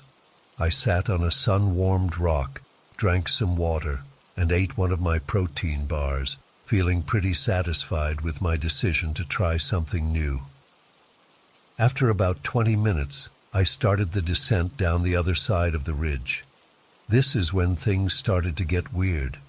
The descent path was even less maintained than the ascent had been. In some spots, I wasn't even sure I was on an actual trail. It seemed more like a game path, narrow and winding through increasingly dense forest. The trees changed too, fewer pines, more gnarled oaks with low-hanging branches that I had to duck under. The forest floor was covered in a thick carpet of dead leaves that muffled my footsteps. The whole atmosphere changed, darker, damper, older somehow. I checked my phone. No service, which wasn't unusual for these mountains, but my GPS still worked and confirmed I was on the right path. According to the trail map I'd studied earlier, this route should eventually loop back around to connect with the main trail system near the parking lot. I figured I was about halfway through my hike. That's when I spotted it through a break in the trees, a small cabin set into a small clearing on the mountainside. It wasn't visible from the trail. I only noticed it because I'd stopped to retie my bootlace and happened to look up at just the right angle. From where I stood, it looked abandoned. Weathered gray wood, a sagging roof, no smoke from the chimney. Now I know what you're thinking. Why would anyone in their right mind investigate a random cabin in the middle of nowhere? Horror movie 101, right? But in the moment, it didn't feel ominous. I was curious.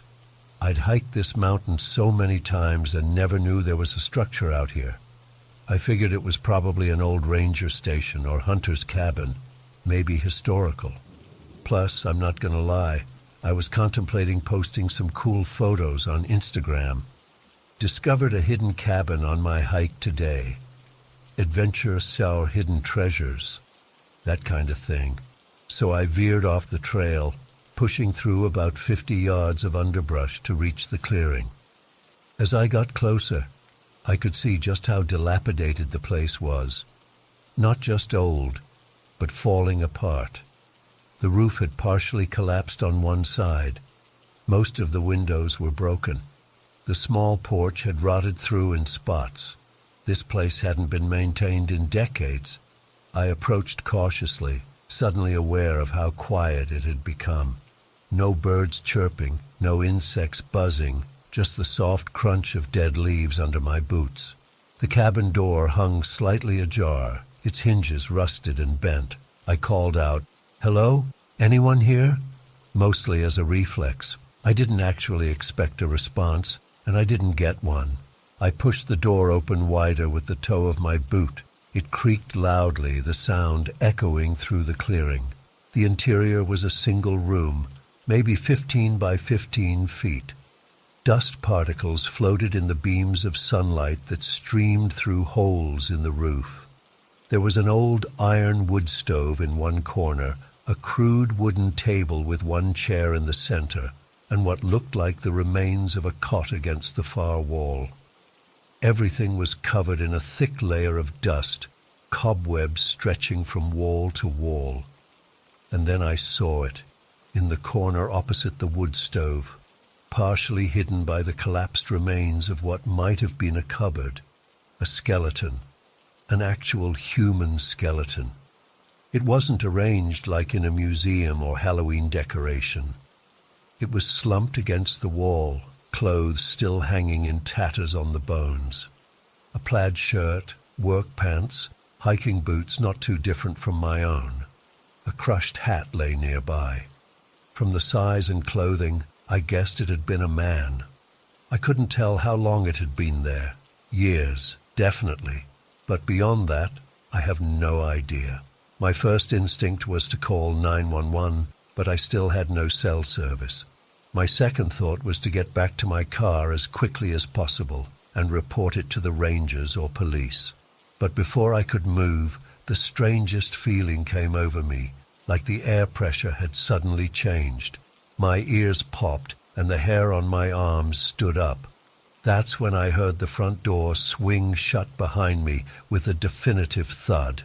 I spun around, expecting to see another hiker, maybe someone playing a prank. But there was no one there, just the closed door and the sudden, suffocating darkness of the cabin interior. Then I heard it, the unmistakable creak of floorboards from somewhere else. Not outside, not in the main room where I stood, but from somewhere in the cabin, which made no sense because it was just one room. Or so I thought. My eyes, adjusting to the dimmer light, now noticed what I'd missed before, a narrow door in the wall adjacent to where the skeleton sat. It was the same weathered gray as the walls, almost invisible unless you were looking directly at it, and the creaking was coming from behind it. Fight or flight kicked in, and I chose flight. I lunged for the front door, but the rusty old handle wouldn't turn. I yanked, pulled, pushed, nothing. It was as if it had been sealed shut. The creaking behind the hidden door grew louder, more deliberate. Like footsteps, but not quite. More like something dragging itself across the floor. With the front door not an option, I had two choices. Try to break one of the few remaining windows, or hide. The windows looked too small for me to fit through, and the glass shards still in the frames looked dangerously sharp. So I did the only thing I could. I pressed myself into the shadowy space between the wood stove and the wall, making myself as small as possible. The hidden door slowly swung open with a low groan. What came through that door? I'm struggling to even describe it. It wasn't human, though it moved on two legs. Its skin was a sickly grayish white, stretched tight over a frame that was all wrong, too thin in some places, too bulky in others. Its feet weren't feet, but jointed appendages that clicked against the wooden floor like hooves or claws. Its arms hung down past its knees, ending in hands with impossibly long fingers, tipped with what looked like yellowed talons. But its face, God, its face. No nose to speak of, just two slits, eyes too large and too dark, set deep in the skull.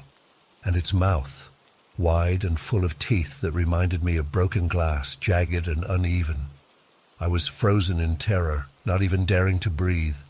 The creature stood in the center of the cabin, its head swiveling slowly as if scanning the room. Then it did something that turned my blood to ice. It spoke. "Who's out there?" The voice was human-like but wrong, like someone trying to remember how to speak after a long time of silence. "I can smell you, fresh, alive." I pushed myself further back against the wall, but my boot hit a loose floorboard that let out a betraying creak. The creature's head snapped toward my hiding spot, those black eyes locking onto mine. For a second, we just stared at each other. I saw recognition in those inhuman eyes. It knew I was seeing it. Then its mouth opened wider than should be physically possible, and it let out a shriek that seemed to vibrate through my very bones. It wasn't just loud, it was physically painful, like someone driving nails directly into my eardrums. I don't remember deciding to move. 1 second I was frozen in place. The next I was shoving past the creature, feeling its cold skin brush against my arm as I rammed into the front door with my shoulder. The door, which had been immovable moments before, suddenly gave way, sending me sprawling onto the porch. I scrambled to my feet, not daring to look back, and ran. I didn't follow the path back to the trail. I just ran downhill, crashing through underbrush, jumping over fallen logs, sliding down steep inclines that tore at my pants and scraped my hands raw. Branches whipped at my face. I tripped more times than I could count, but I always got back up, driven by the sound of pursuit behind me, because it was following me. I could hear it, not running, but moving through the forest with a horrible efficiency. That clicking sound of its feet against rocks, occasional shrieks that seemed to be getting closer, then farther away, as if it was circling around me. I don't know how long I ran. It felt like hours, but was probably only 20 minutes or so. Eventually, I broke through the tree line and found myself on the access road about a quarter mile from the parking lot. I sprinted the rest of the way to my car, fumbling with my keys, constantly looking over my shoulder.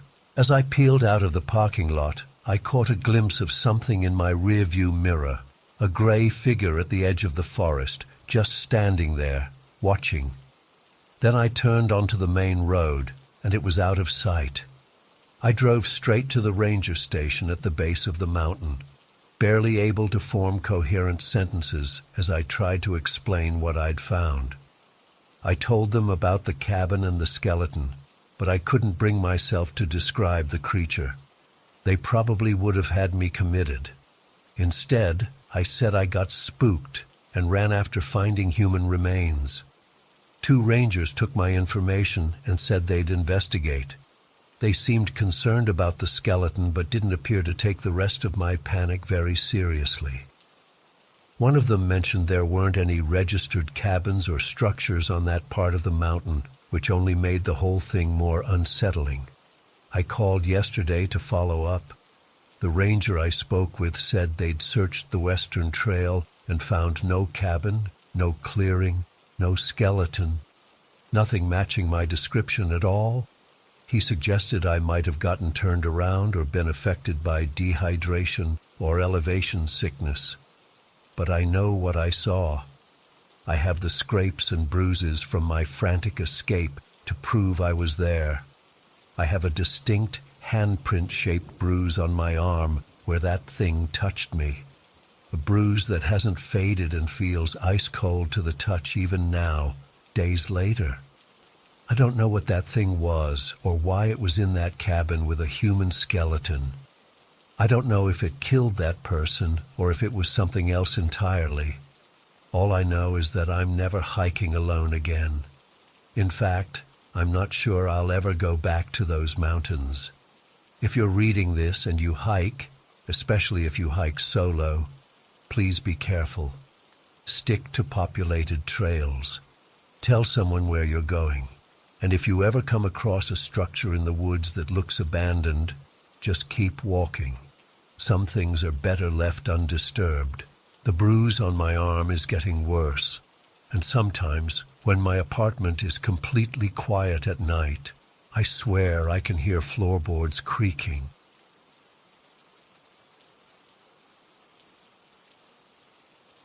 I never wanted to post this online. For 3 years I've kept it to myself, documenting everything in journals that nobody will ever see. But after what happened yesterday, I need to warn people. If you ever find yourself in the Appalachian Mountains, especially the remote parts of Cherokee territory. You need to know what's out there, and you need to know how to survive. My grandfather left me 78 acres of forest land when he passed. It's beautiful property, dense woods, a creek running through it, plenty of game. I built a small cabin there and started living off-grid about 4 years ago. The nearest neighbor is 5 miles away, and the closest town is a 40-minute drive. I like the isolation. At least I did before. I'm Cherokee on my mother's side. Growing up, I heard all the stories from my grandfather, legends about spirits and creatures in these mountains. I never took them seriously. They were just stories meant to keep kids from wandering off alone, until I encountered one myself. It was late October, hunting season. I'd been tracking a 10-point buck since dawn, following it deeper into my property than I'd ever gone before. The forest gets denser on the western edge, where it meets up with national forest land. The trees grow so thick that even at midday, it feels like dusk under the canopy. I lost the buck's trail around noon and decided to head back. That's when I realized something was wrong. I'm an experienced hunter and tracker. I know these woods, but suddenly I couldn't get my bearings. Every direction looked the same. I checked my compass, but the needle just kept spinning, which made no sense. I started walking in what I thought was the direction of my cabin, using the sun as a guide. After an hour, I recognized a distinctive fallen log, the same one I'd passed 30 minutes earlier. I was walking in circles. That's when I felt it. The sensation of being watched, not by an animal. This was different, more intelligent, more focused. I scanned the trees but saw nothing. The air got colder, unnaturally so, and then I heard it, a voice calling my name. It sounded exactly like my grandfather, who'd been dead for 3 years. "Michael, this way, Michael." It came from behind a cluster of trees about 50 yards away. I raised my rifle and approached slowly. Nothing was there. When I turned back around, I couldn't recognize where I was at all. Panic started setting in. That's when I remembered something my grandfather once told me during a hunting trip. He said if I ever felt lost and confused in a way that didn't make sense, to tilt my head against my shoulder and watch how the world changed. It sounded ridiculous, but I was desperate. I pressed my right ear against my shoulder and held it there. The disorientation vanished almost immediately. The forest snapped back into focus, and I could suddenly tell which way was north again. I started moving quickly toward my cabin, keeping my head tilted the whole time. It was uncomfortable, but I didn't dare straighten up. About 100 yards from where I was, I caught movement out of the corner of my eye. Something was following me, moving from tree to tree. It wasn't quite human-shaped, but it wasn't an animal either. It moved on all fours sometimes, then would rise up partially. Its movements were jerky, unnatural. I pretended not to notice and kept walking, head still tilted. My cabin finally came into view, and I sprinted the last stretch. Once inside, I locked every door and window, loaded my shotgun, and sat in the dark, waiting. Nothing happened that night, but the next morning, I found strange tracks outside, like a coyote's, but the stride was too long, and occasionally the prints looked almost human. That was my first encounter with what the Cherokee call a Yi-nal-dlushi, a skinwalker. I spent the next few weeks researching everything I could about them. I spoke with elders in the community who were willing to talk. Most weren't. The consensus was clear. Don't talk about them, don't acknowledge them, and definitely don't hunt them. But they were on my land, and I needed to protect myself. Over the next 3 years, I developed techniques to deal with them. I'm sharing these now because I think people need to know. First, the direction confusion. When a skinwalker wants to trap you, it messes with your sense of direction and equilibrium. The head-tilting trick works because it disrupts whatever influence they have on your perception. I've since found that wearing a beaded necklace blessed by a medicine man also helps, but the head tilt is a reliable backup. Second, they can mimic sounds perfectly.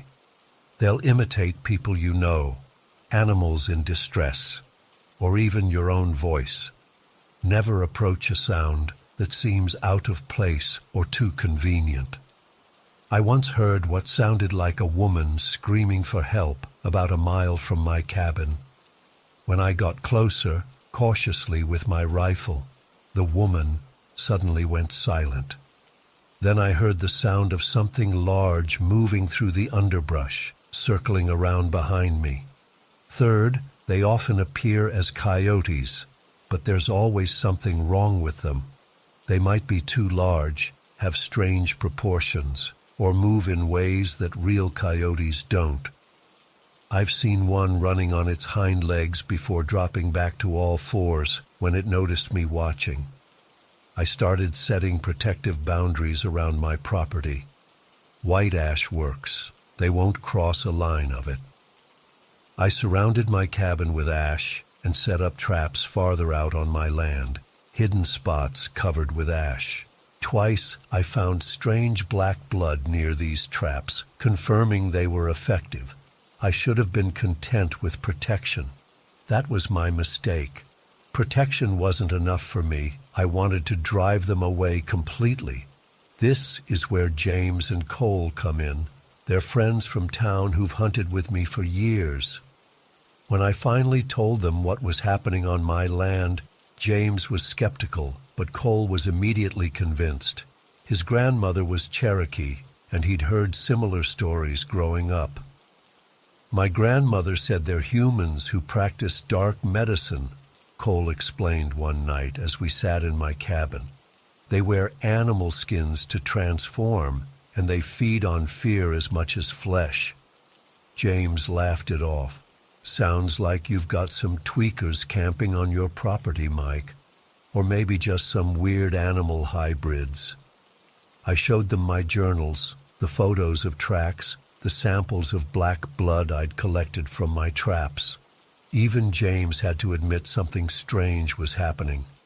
If these things are real, James said, then they can be killed, right?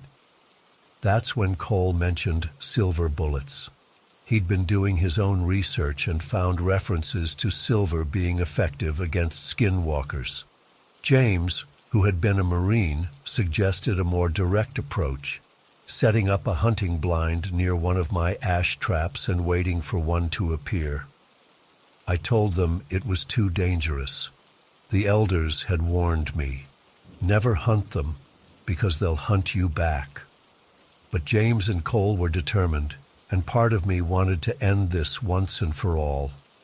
We spent a week preparing. James brought high-powered rifles and thermal imaging equipment from his security company. Cole brought silver bullets he'd made himself, along with protective charms he'd gotten from his grandmother. I stocked the cabin with enough supplies for a long siege, just in case. Yesterday we set out at dawn. The plan was to check my traps and set up near one that showed recent activity. We found fresh tracks near the creek, coyote prints that occasionally showed 5 toes instead of 4, with claw marks too deep for a normal animal. We set up our blind about 50 yards from the trap, with clear sight lines through the trees. James set up his thermal scope and we settled in to wait. Hours passed with nothing. As the sun started to set, Cole needed to relieve himself. He walked about 20 yards back toward the cabin, still within sight. James and I kept our eyes on the trap.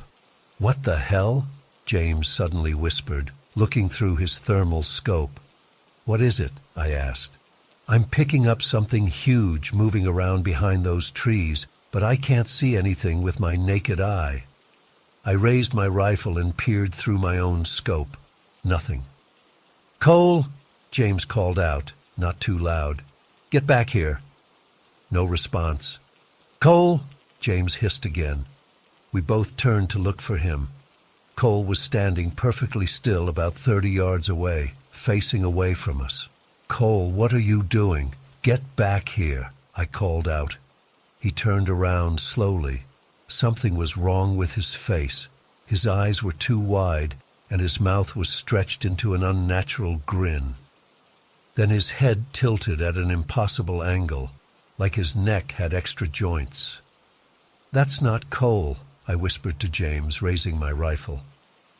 Whatever was wearing Cole's appearance started moving toward us. But the movement was all wrong, jerky and fluid at the same time, like each joint was moving independently of the others. His arms bent backward at the elbows, and he seemed to glide rather than walk. James fired first. The shot hit it square in the chest, but it didn't even flinch. It just kept coming, that horrible grin never changing. "The silver bullets!" I shouted, fumbling to load the special ammunition Cole had brought. James fired again and again, emptying his magazine. The thing wearing Cole's face just absorbed the hits. Then it moved, impossibly fast, and was suddenly right in front of our blind. Up close, I could see its skin rippling, like something underneath was trying to get out. The face stretched and contorted, features rearranging themselves. It wasn't even trying to look like Cole anymore. I finally got a silver bullet loaded and fired point blank into its chest. That had an effect. It screamed, a sound like metal scraping against metal, and black blood oozed from the wound. It retreated back into the trees, moving in that broken, wrong way. "We need to get back to the cabin," I said, already packing up. "Where's the real Cole?" James looked pale. "I don't know, but we're not leaving without him." We called out for Cole as we made our way back toward the cabin, moving as quickly as we could through the darkening forest. No response. The woods had gone completely silent. No birds, no insects, nothing. About halfway back to the cabin, James spotted something moving through his thermal scope. "3 heat signatures, 9 o'clock, he whispered, moving parallel to us. I couldn't see anything, but I trusted his equipment. We picked up our pace. Then James stumbled and fell hard. When I helped him up, I saw he'd tripped over a body. It was Cole. His throat had been torn out, and his chest was ripped open. His eyes were missing. James vomited. I just stood there, frozen. Cole had been dead for hours, based on the condition of his body. Whatever we'd seen earlier wasn't him at all. "We need to move," I said, pulling James away. "Now." We ran toward the cabin. The thermal scope showed more heat signatures appearing all around us, closing in. James was limping. He'd twisted his ankle when he fell. We were about a quarter mile from the cabin when something lunged out of the darkness at James. It looked like a coyote, but was the size of a wolf, with limbs that were too long and a face that was almost human. James fired at it, hitting it in the shoulder. It yelped and retreated, but not before its claws raked across James's side. I helped James the rest of the way to the cabin. We could see shapes moving in the darkness all around us, some on 4 legs, some upright, all moving with that same wrong fluidity that made my skin crawl. We made it to the ash line surrounding my cabin. The shapes stopped at the boundary, pacing back and forth. I counted at least 7 distinct forms, more than I'd ever seen at once. Once inside, I locked everything down and checked James's wound. It was bad, 4 deep gashes that were bleeding heavily, but what concerned me more was the color of the blood around the edges of the wound. It was turning black. "Am I gonna die?" James asked, his voice weak. "No," I lied. "We just need to clean it out." I did what I could for the wound, washing it with water mixed with white ash. James passed out from the pain. He developed a fever quickly, his skin burning hot to the touch while he shivered uncontrollably.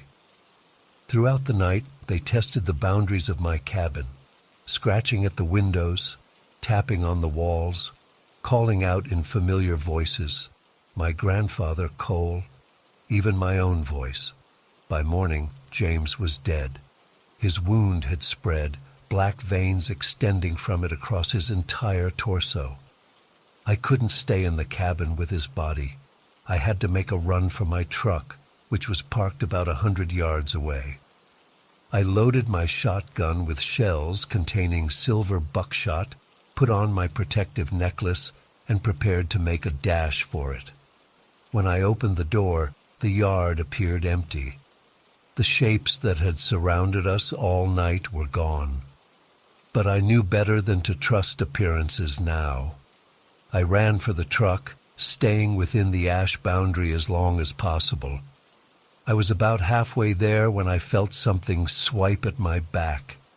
Hot pain lanced across my shoulder blades. I spun and fired, catching a glimpse of something tall and emaciated diving back into the trees. I made it to the truck and drove straight to town, to the hospital. The doctors stitched up my back, asking how I'd been injured. I told them it was a hiking accident. But when I got back to my motel room and checked the wound in the mirror, I saw black spreading from the edges of the gashes, just like James. That was yesterday. The blackness has spread about 2 inches in all directions from the wound. My skin feels hot and tight around it. I've been throwing up black fluid for the past hour. I know they're outside. I can feel them watching, waiting. The motel door won't keep them out for long. I've pushed the dresser against it and am hiding in the closet with my laptop, trying to get this warning out. If you're in the Appalachians and get turned around for no reason, tilt your head against your shoulder. If you hear familiar voices calling from the woods, ignore them. If you see a coyote walking wrong or a person moving like their bones are broken, run. Don't look back. And whatever you do, don't hunt them. They're not animals. They're not even monsters in the way we understand. They're something older, something patient. The blackness has reached my neck now. I can feel it changing me. My fingers are starting to move wrong. I keep having thoughts that don't feel like my own. I think I'm running out of time. I can hear scratching at the door. The motel manager, maybe? Or them? I can't tell anymore. If I don't make it, at least this warning will survive. Don't look for me. Don't come looking for James or Cole either. Just stay away from my land. Stay away from those mountains after dark. They're coming through the door now. I can hear the wood splintering. I don't think I can finish the...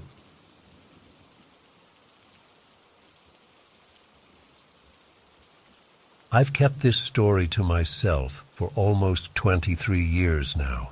I used to think there was a professional explanation for everything I experienced during my time as a social worker on the Pinehurst Reservation. Now, I'm not so sure. Some things just don't fit into our understanding of reality, and what happened with the Miller family is one of those things. I was 35 years old in 1998, working as a social worker for the Tribal Services Department. I'd been on the job for about 7 years at that point, and I thought I'd seen just about everything. The usual cases of neglect, substance abuse, and the occasional domestic dispute. Nothing could have prepared me for what I encountered with the Miller family. Jenny Miller was well known on the reservation. She was in her early 40s. A tough, no-nonsense woman who'd fostered over 12 children through the years. What made her unusual was that she didn't follow traditional native ways. She was Christian, kept to herself, and was generally viewed as an outsider by the more traditional community members. Her husband worked construction off-reservation, often gone for days at a time. The isolation never seemed to bother her, though. It was a Friday afternoon in late October when I got the call about 4 siblings who needed emergency placement. Their mother had been arrested for drug possession, and there was no family immediately available to take them. I called Jenny, who agreed to take them for the weekend until we could make more permanent arrangements. I drove the kids to Jenny's house that evening. It was already getting dark by the time we arrived. Her house stood alone at the end of a long dirt road surrounded by pine trees. No neighbors for at least half a mile in any direction. The kids were quiet in the back seat. One boy, about 12, and his 3 younger sisters, ages 10, 8, and 6. The boy, Thomas, was particularly sullen, staring out the window as we drove. I remember thinking how he seemed unusually alert, his eyes constantly scanning the tree line as we approached the house. Jenny greeted us on the porch, all smiles and reassurance. She had a way of making kids feel at home right away. The little girls warmed up to her immediately, but Thomas hung back. When Jenny showed everyone their sleeping arrangements, Thomas asked if he could sleep in the living room instead of sharing a bedroom with his sisters. "I just feel better out here," he said, looking at the front door. At the time, I thought it was just a boy wanting his own space, so I didn't think much of it.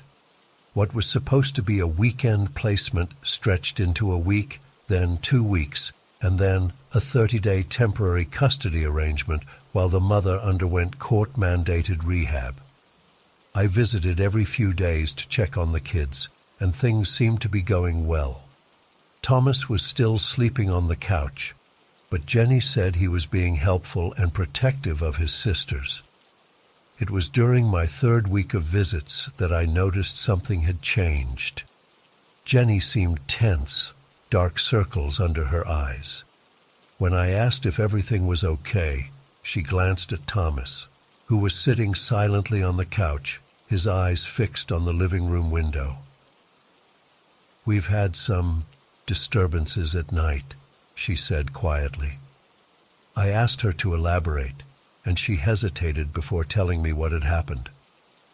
A few nights earlier, Thomas had woken up around 3 a.m. He claimed he'd seen someone, or something, at the living room window, looking in. According to Thomas, it was tall and dark, and it had tried the door handle before peering through the window. When it realized Thomas was watching, it ran away. Thomas said he heard heavy footsteps retreating into the woods. Jenny had called tribal police, but by the time they arrived, there was nothing to see. No footprints, no evidence of anyone trying to break in. The officer suggested it might have been a dream. "I don't think it was a dream," Jenny said to me. "Thomas has been too afraid to sleep by the window since then." She then pointed to the living room windows, which now had 2x4 boards nailed across them from the inside. The only opening was a small crack at the top for air, which Jenny said she'd been leaving open at night despite reservation protocols advising against it. I questioned Thomas about what he saw, using all my professional techniques to determine if he was making it up or exaggerating. His description remained consistent. Tall, dark figure, tried the door, looked in the window. But there was something in his eyes when he talked about it, a genuine fear that I couldn't dismiss. I reported the incident, of course. The police agreed to drive by the house more frequently, and I scheduled my visits for later in the day to provide additional presence. But I still felt uneasy about the whole situation. Then, about a week later, I got a late-night call from Jenny. She was frantic, speaking so fast I could barely understand her. I caught phrases like "happened again" and "screaming" and "won't stop crying." I told her I'd be there as soon as possible. It was nearly 11 p.m. when I pulled up to the house. All the lights were on, and Jenny met me at the door, looking completely exhausted. "It's Thomas," she said. "He saw it again." I found Thomas huddled under a blanket on the couch, trembling. His sisters were in their room with the door shut, too frightened to come out. When I tried to talk to Thomas, he wouldn't look at me. He wouldn't look at anything, really, especially not toward the window. "Can you tell me what happened?" I asked him. He shook his head violently. "Thomas, I can't help if you don't tell me what scared you." After several minutes of gentle coaxing, he finally spoke, his voice barely above a whisper. "It was watching me again.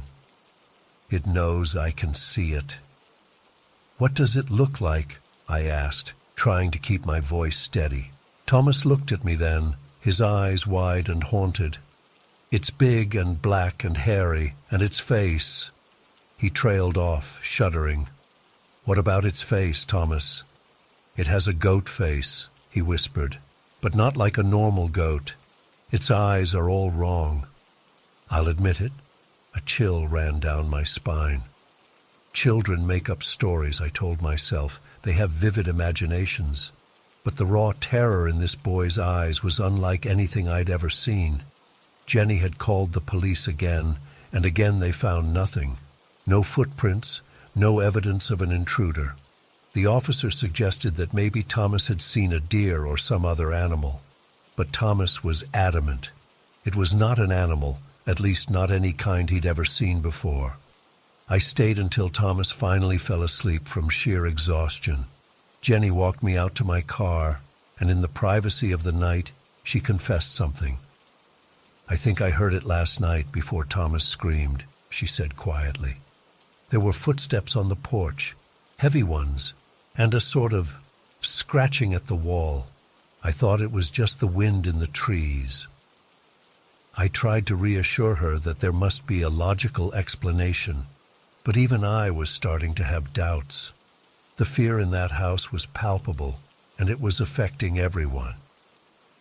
The next day, I spoke with my supervisor about moving the children to a different placement, but with the reservation's limited foster homes and the siblings' desire to stay together, we had few options.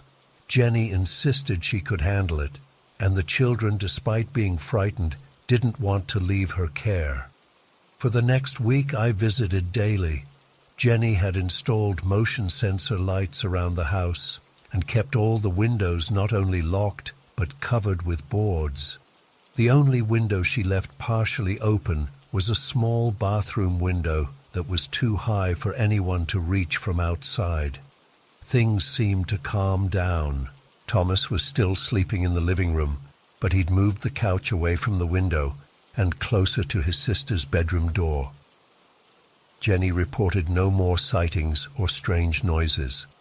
I began to think that whatever had frightened Thomas was gone, or perhaps had never been there at all. Then came the final week of their stay. The mother had completed her initial rehab program and was preparing for the children to return home.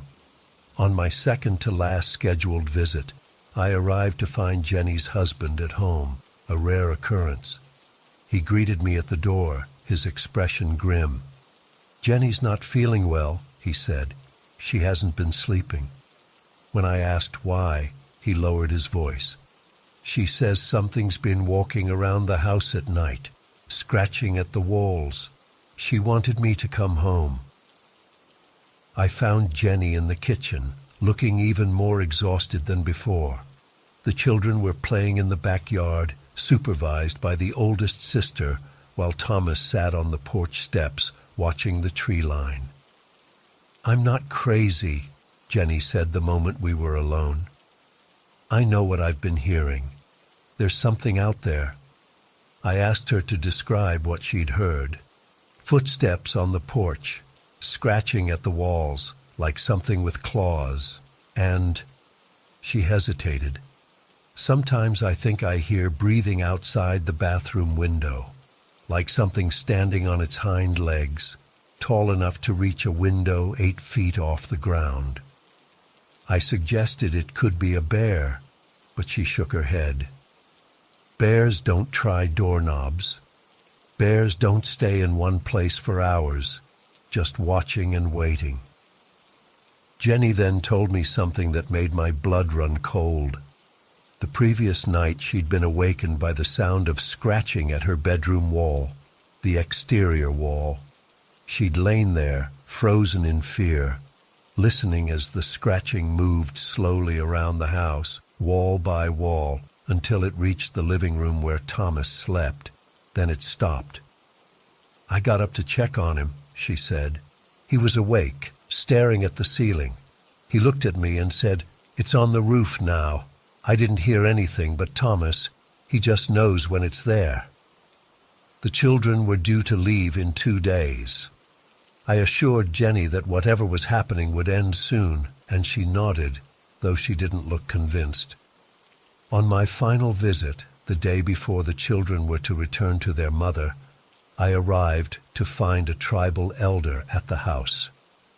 Jenny had called him to perform a smudging ceremony, despite her general avoidance of traditional practices.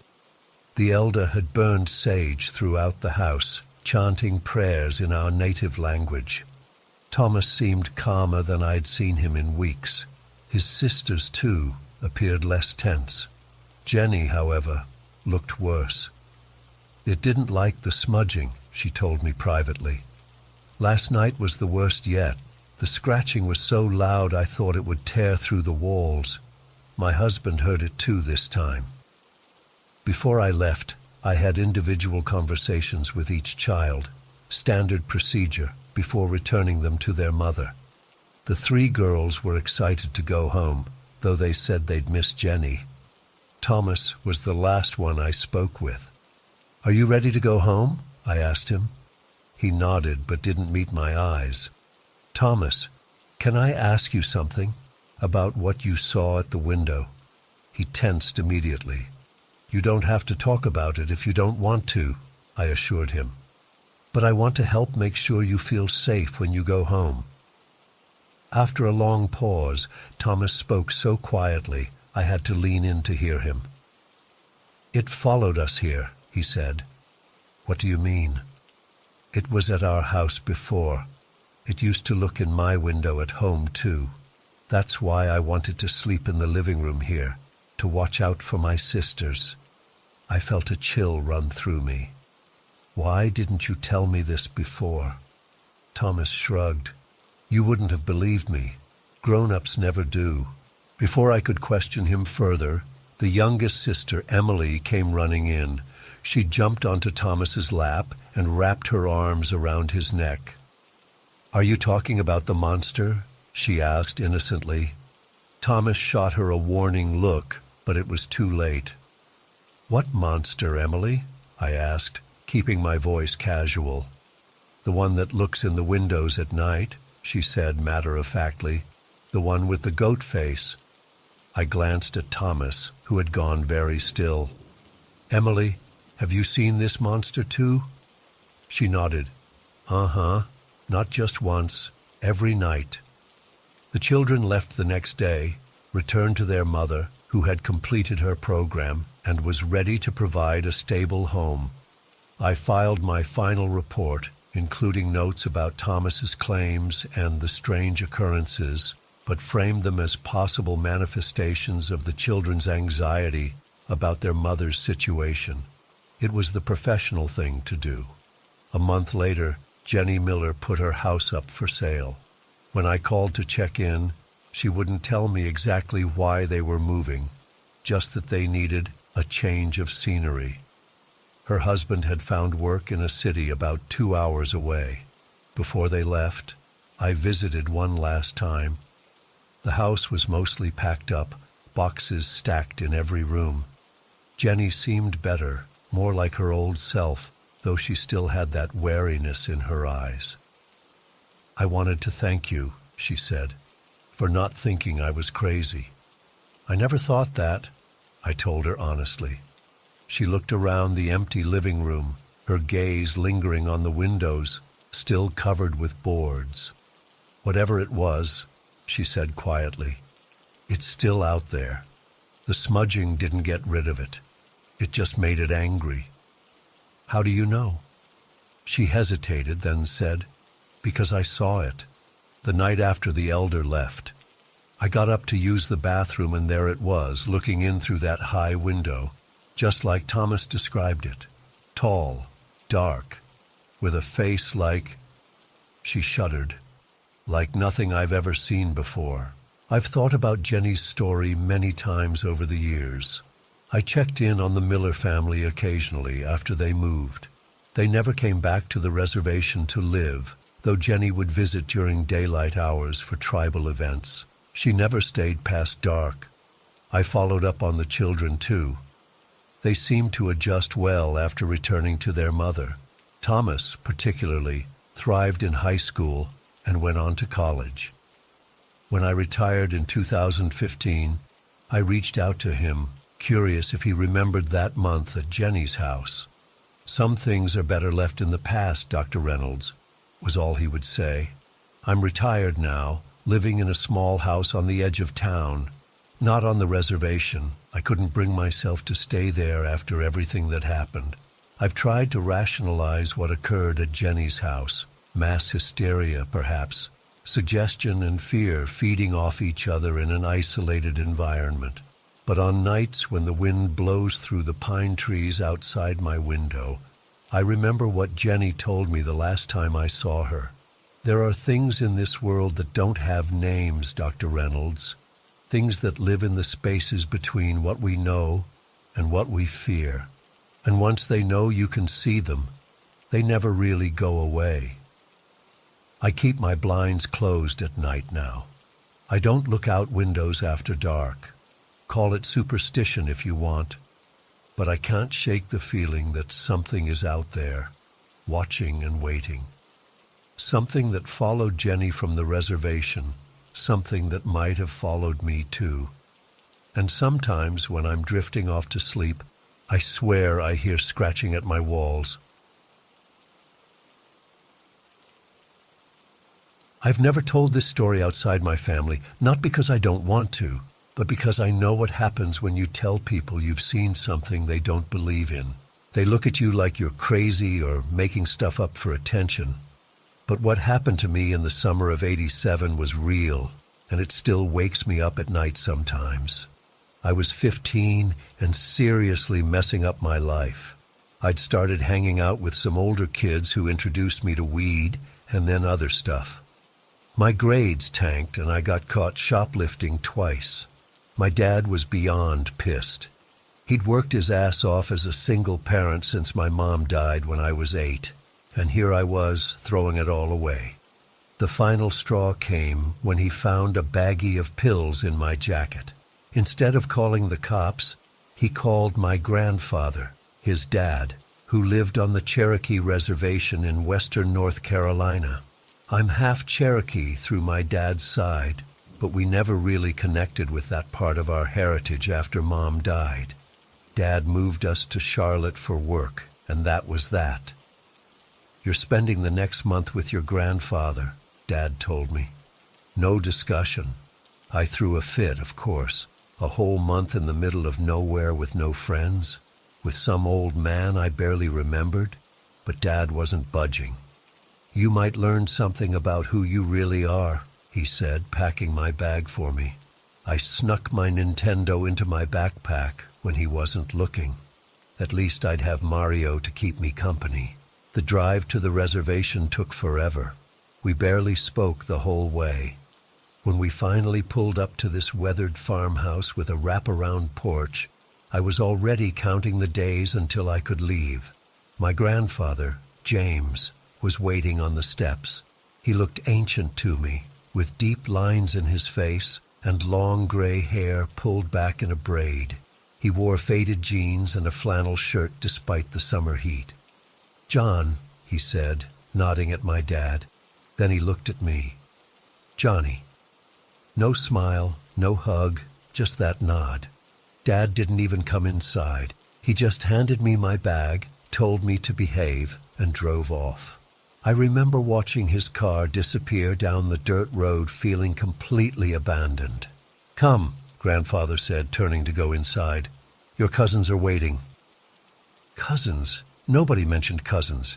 Inside, the house was bigger than it looked, with worn wooden floors and the smell of something cooking. And there were kids everywhere, like a dozen of them, ranging from maybe 6 to 17. They all stopped what they were doing to stare at me. "These are your cousins," Grandfather said. "Your Uncle Standing Bear's children." A tall man who looked like a younger version of my grandfather stepped forward, his hand extended. "We've been waiting to meet you, Johnny." I barely remembered shaking his hand, still trying to process that I had an uncle and all these cousins I'd never met. The older kids looked at me with curiosity, while the younger ones giggled behind their hands. The oldest girl, Aita, who was about 17, showed me where I'd be sleeping. A small room off the kitchen with a twin bed and a dresser. No TV, no phone, nothing. When she left, I pulled out my Nintendo and realized there was no TV to hook it up to anyway. Great. Dinner that night was weird, but kind of nice. We all crammed around this massive table, passing bowls of food. Nobody asked about my troubles back home, which was a relief.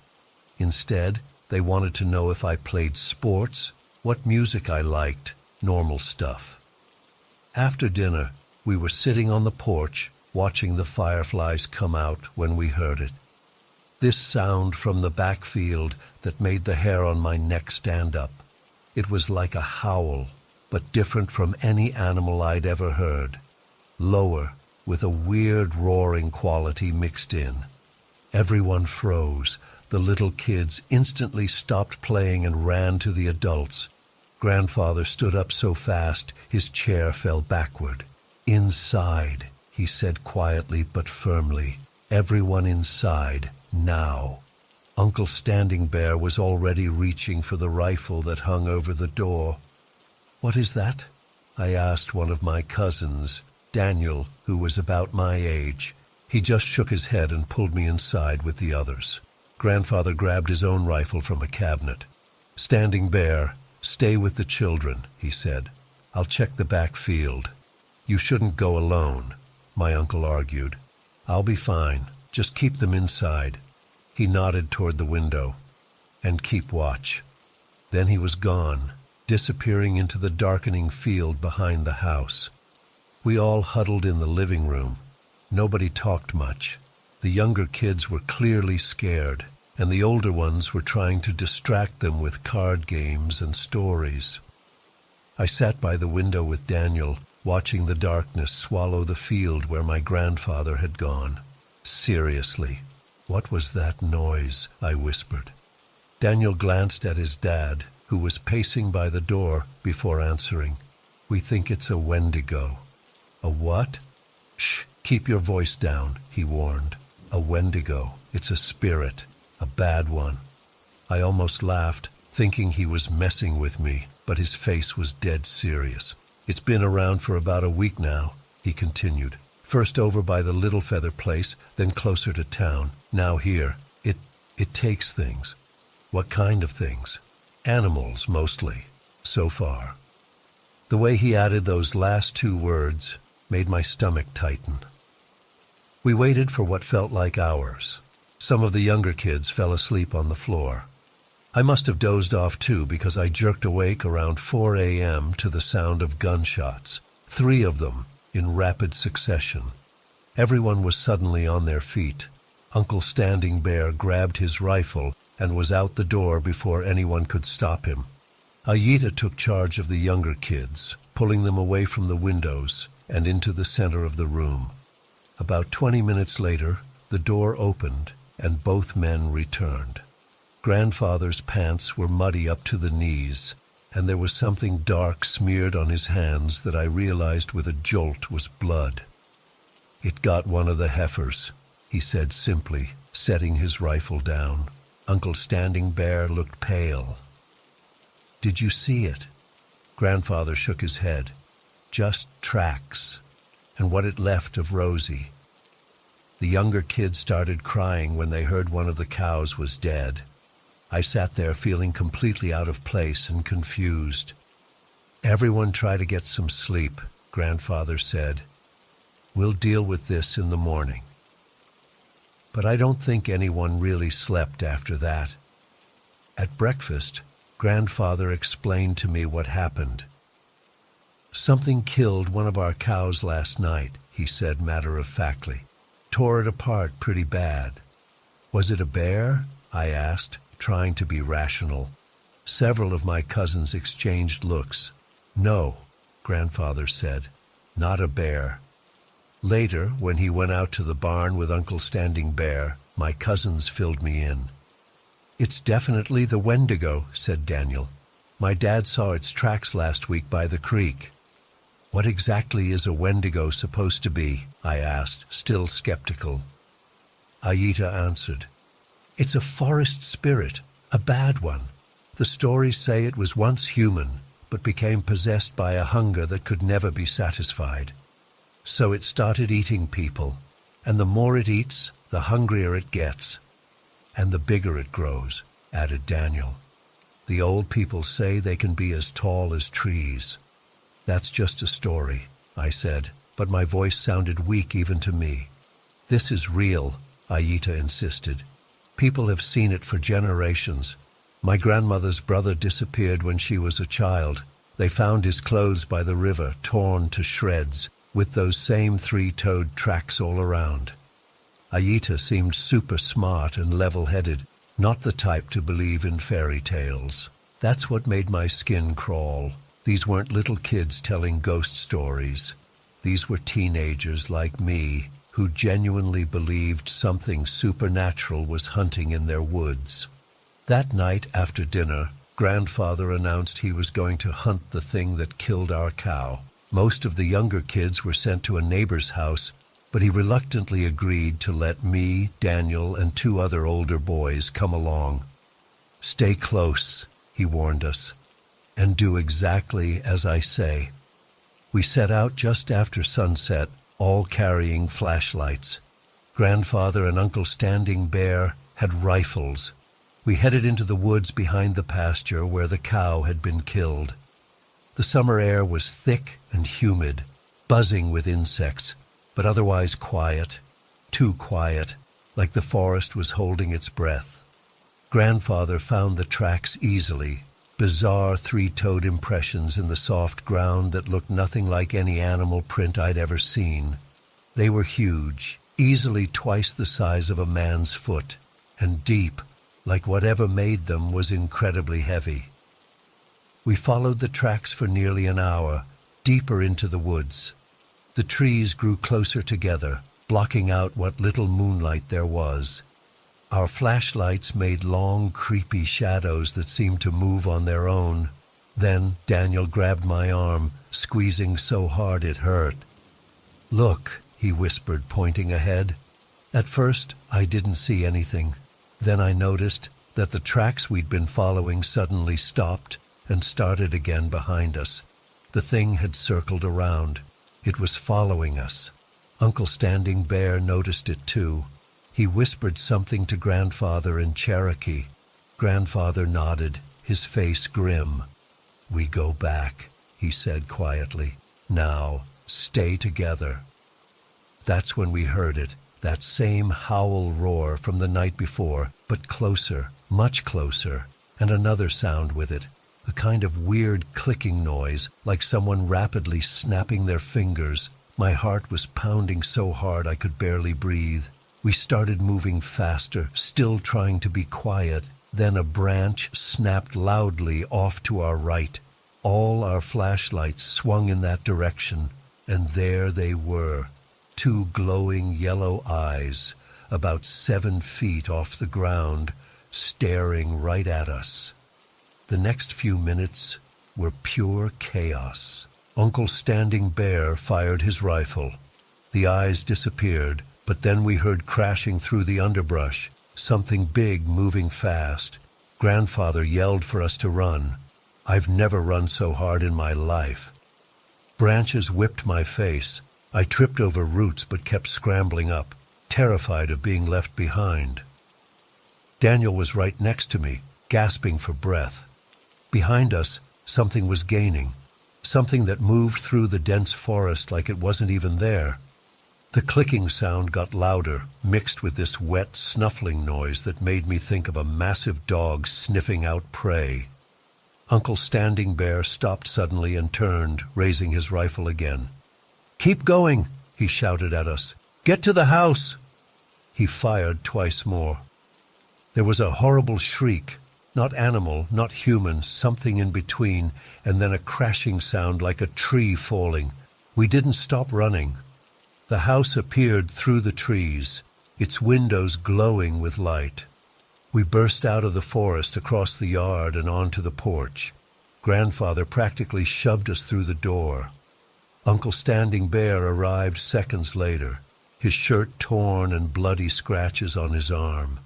"Did you hit it?" Grandfather asked him.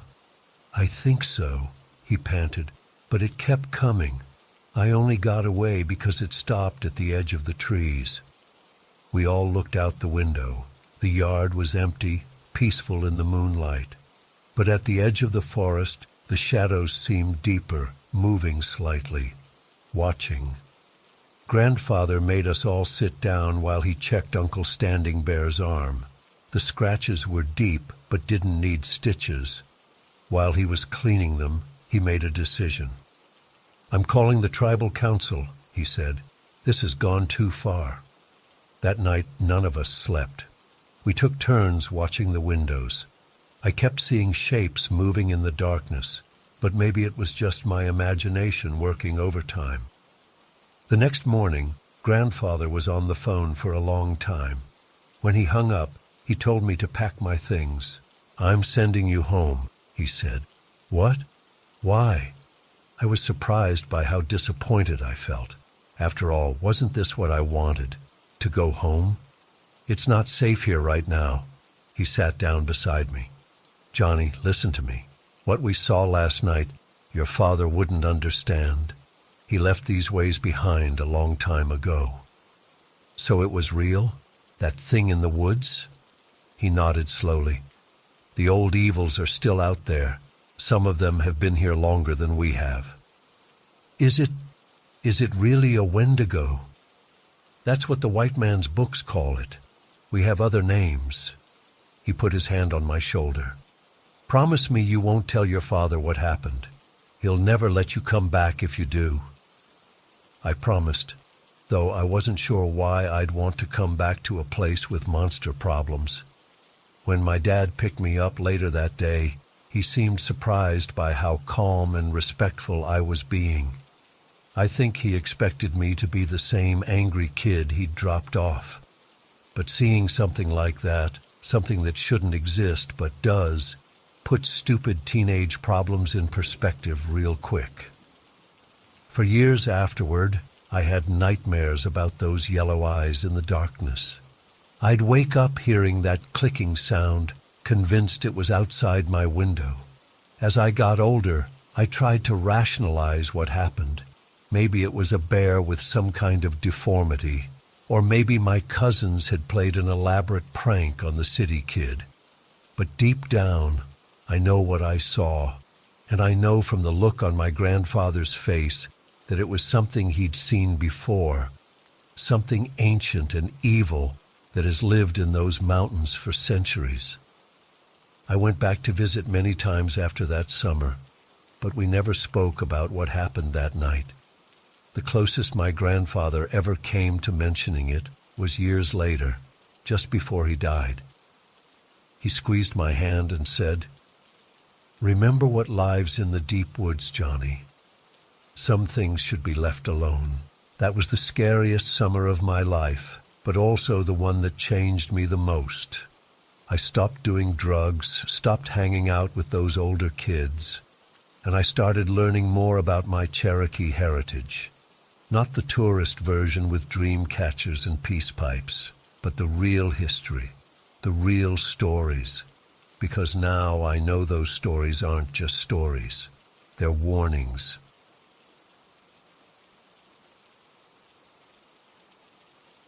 I never wanted to share this, not because I didn't think anyone would believe me, though that's part of it, but because even after almost 10 years, typing this makes my hands shake. I was a sheriff's deputy in Oak Ridge County back in 2014, a small town in Georgia where everybody knows everybody's business. Small enough that we only had 4 deputies on rotation, plus Sheriff Daniels, who'd been wearing the badge since I was in high school. I'd been on the force for about 3 years at that point. Nothing exciting ever happened in Oak Ridge, mostly drunk drivers, petty theft, and settling disputes between neighbors. That was until that night in May 2014 that changed everything for me.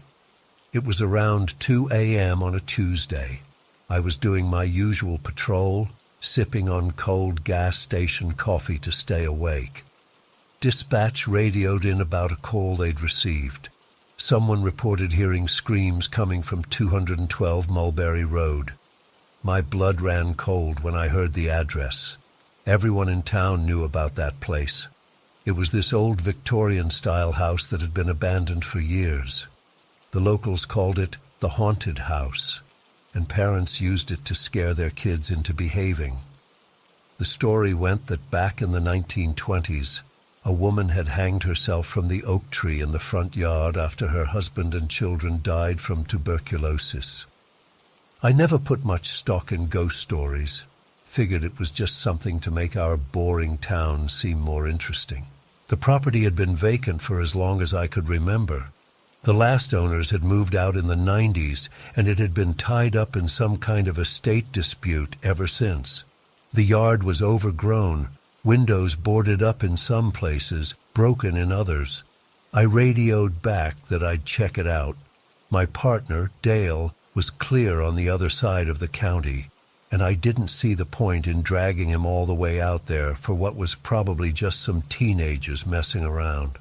I pulled up to the property around 2:15 a.m. The house sat back from the road about 50 yards, with that massive oak tree dominating the front yard.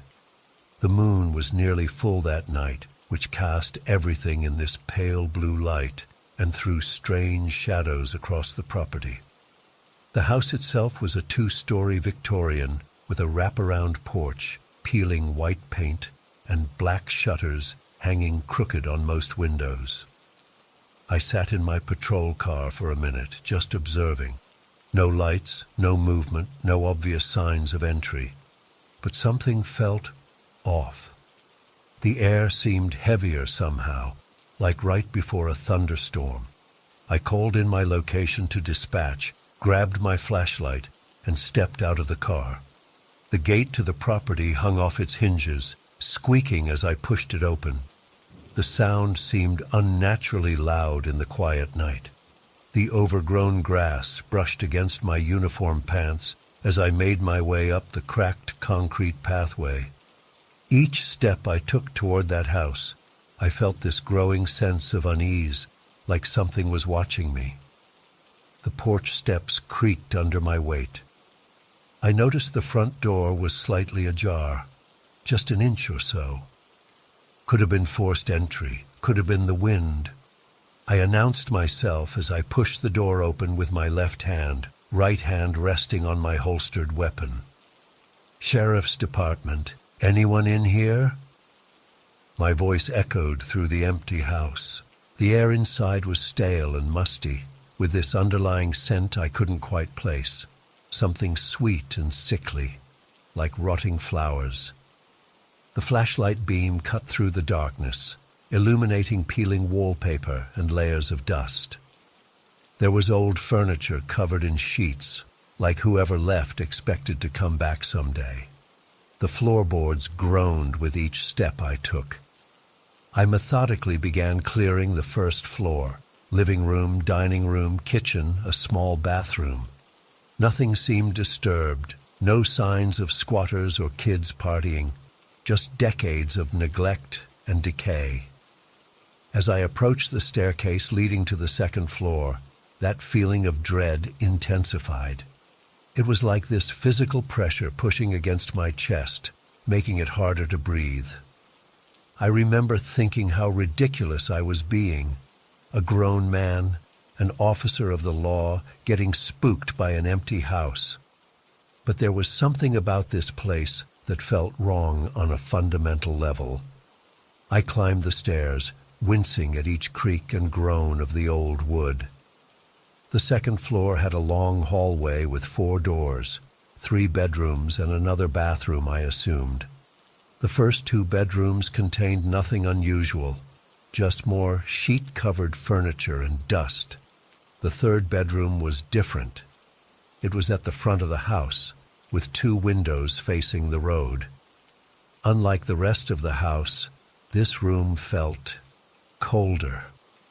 Not just temperature-wise, though it was definitely chillier, but there was an emptiness to it that made the hair on my arms stand up. The windows were intact but filthy, barely letting in any moonlight. There was a rocking chair in the corner that seemed to be positioned to look out the window. As I stood in that room, I swear I heard something. A whisper so faint I couldn't make out the words. Just the ghost of a sound that seemed to come from everywhere and nowhere at once. "Hello? Anyone here?" I called out, my voice sounding thin and small. Nothing, just the settling of the old house and the distant hoot of an owl outside. I checked the last room, the bathroom, which was empty except for a clawfoot tub with rust stains and a cracked mirror above a pedestal sink. As I turned to leave, I caught a glimpse of something in the mirror, just for a split second. A flash of pale skin and dark fabric behind me.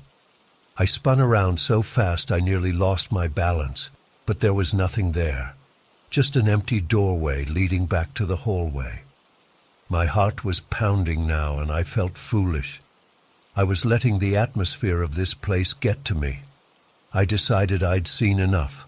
There was clearly no one in the house screaming or otherwise. Probably just some animal out in the woods that someone had mistaken for a human sound. I've heard foxes that sound eerily like a woman screaming. I made my way back downstairs, moving a bit faster than I had on the way up. As I reached the front door, I heard it again, that whisper. This time it seemed to be coming from upstairs, from that bedroom with the 2 windows. It almost sounded like someone saying, "Help me," or "Hear me." I couldn't be sure. I hesitated with my hand on the doorknob. Part of me, the rational, trained officer part, said I should go back upstairs and check again.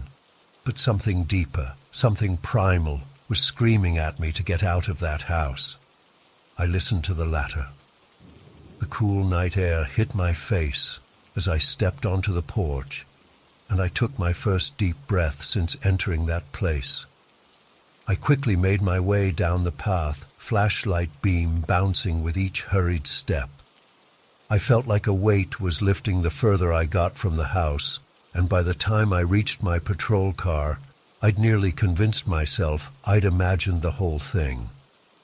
I hit the unlock button on my key fob and grabbed the door handle. That's when some instinct made me turn and look back at the house. What I saw in that moment has haunted me for the past decade. There, in the upstairs window, that bedroom with the 2 windows facing the road, stood a woman. She was deathly pale, with long dark hair that hung limply around her shoulders.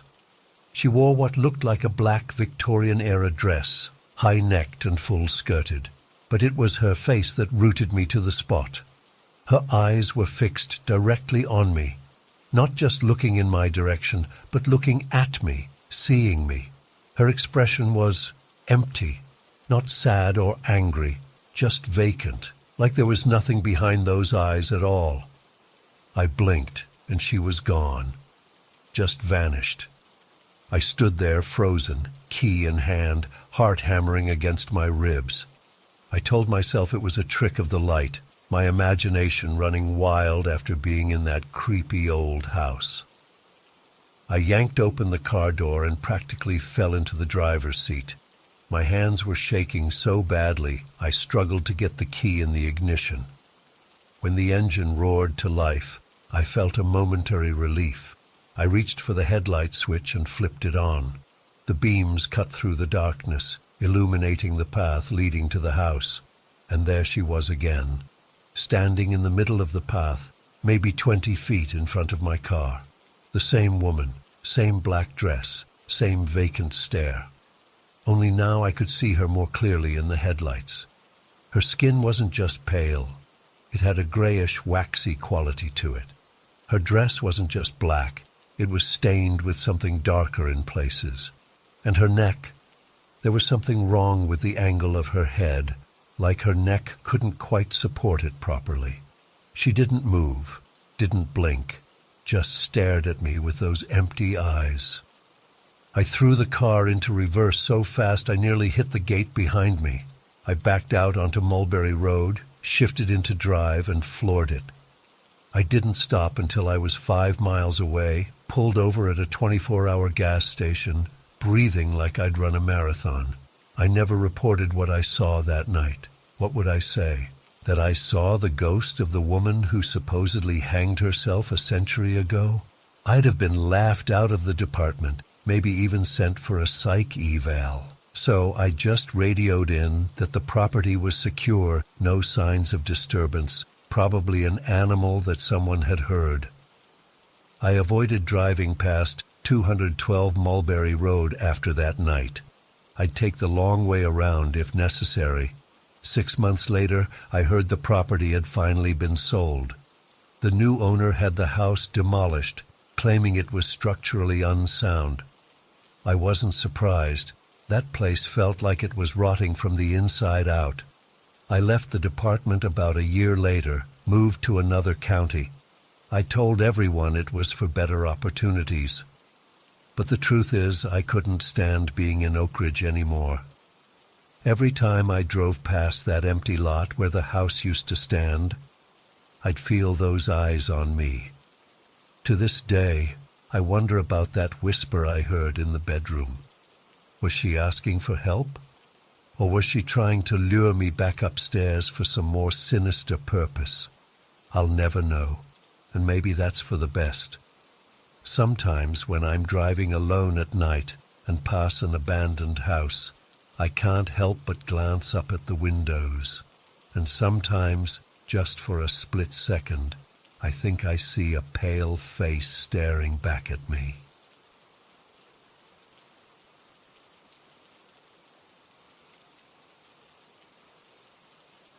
I've never shared this with anyone outside my immediate family. Part of me is still afraid that talking about it might make things worse, but I need to get this off my chest. Maybe someone else has encountered something similar. Maybe I'm not crazy. It all started about 10 years back when I was finishing up mechanic school in western North Carolina. I was a sheriff's deputy, but I was taking night classes to have a fallback career. The drive from school to my parents' place was about an hour, mostly along I-40 and then some rural roads. I'd made that drive dozens of times without incident. That night was different. It was late October, around 11:30 p.m., when class let out. The weather was clear, but unusually cold for that time of year. I remember because I had to scrape a thin layer of frost off my windshield before hitting the road. The first thing I noticed was the truck stop at my exit was completely dark. This place was always open, 24/7, 365. Even during the worst blizzards we'd had, that truck stop kept the lights on. But that night, total darkness.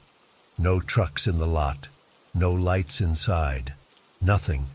I almost pulled in to check if everything was okay, but something in my gut told me to keep driving. The road to my parents' place was a winding 2-lane that cut through dense forest. Usually there would be at least a few houses with lights on, maybe a car or two. That night, nothing. Not a single porch light, not a single passing car. Even the stars seemed wrong. Like half of them had just decided not to show up that night. About 5 miles from my parents' house, there's this sharp curve that locals call Devil's Elbow because of how many accidents happen there. As I approached the curve, I slowed down like always. That's when my headlights caught something crossing the road. At first glance, it looked like a dog. A big one, maybe a Great Dane, but something was off.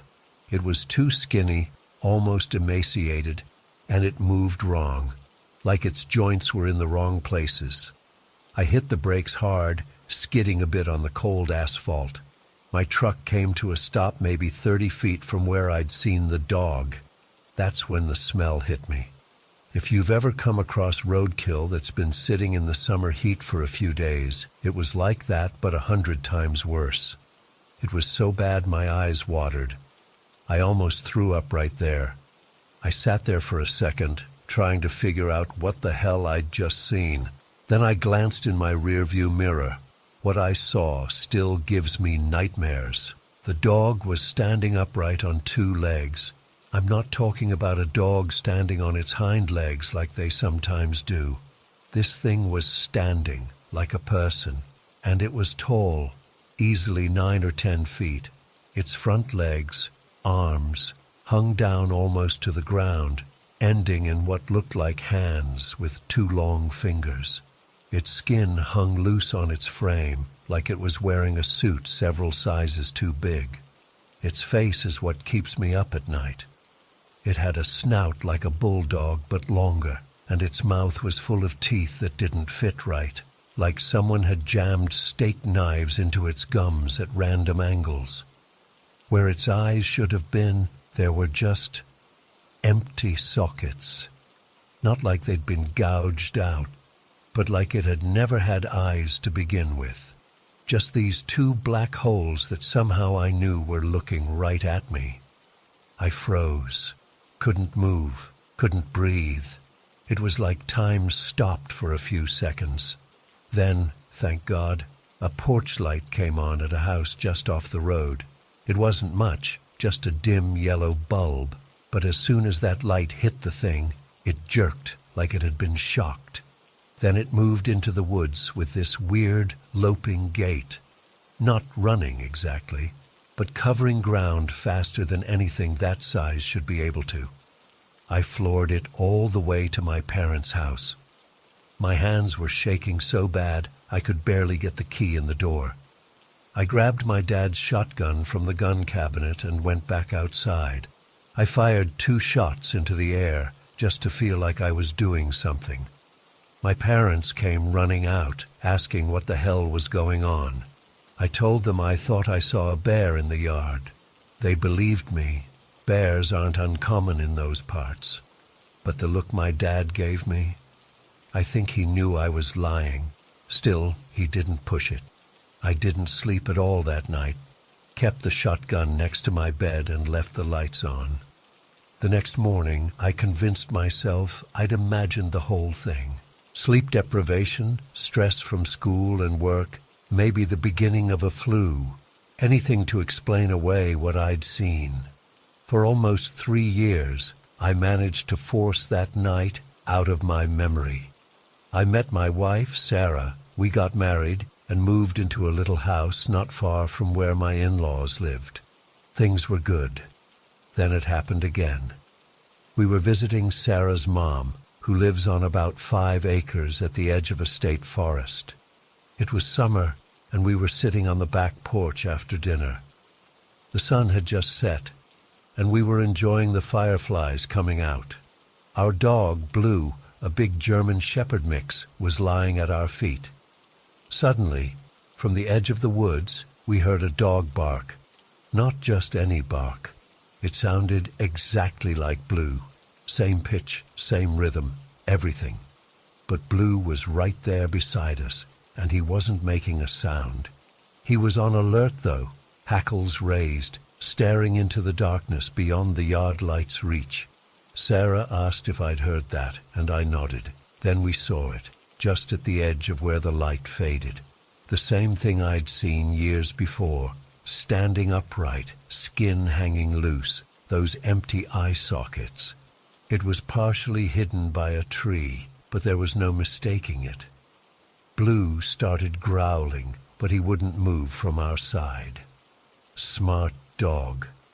I slowly reached for the flashlight we had on the table, but before I could grab it, the thing stepped back into the darkness. We heard the bark again, Blue's bark, coming from the woods. Then silence. We went inside immediately. I didn't tell Sarah what I'd seen before. I didn't want to scare her more than she already was. We made up some excuse to leave early, and I drove us home with all the windows up and the doors locked, even though it was over 80 degrees out. The next day, Sarah's sister came over.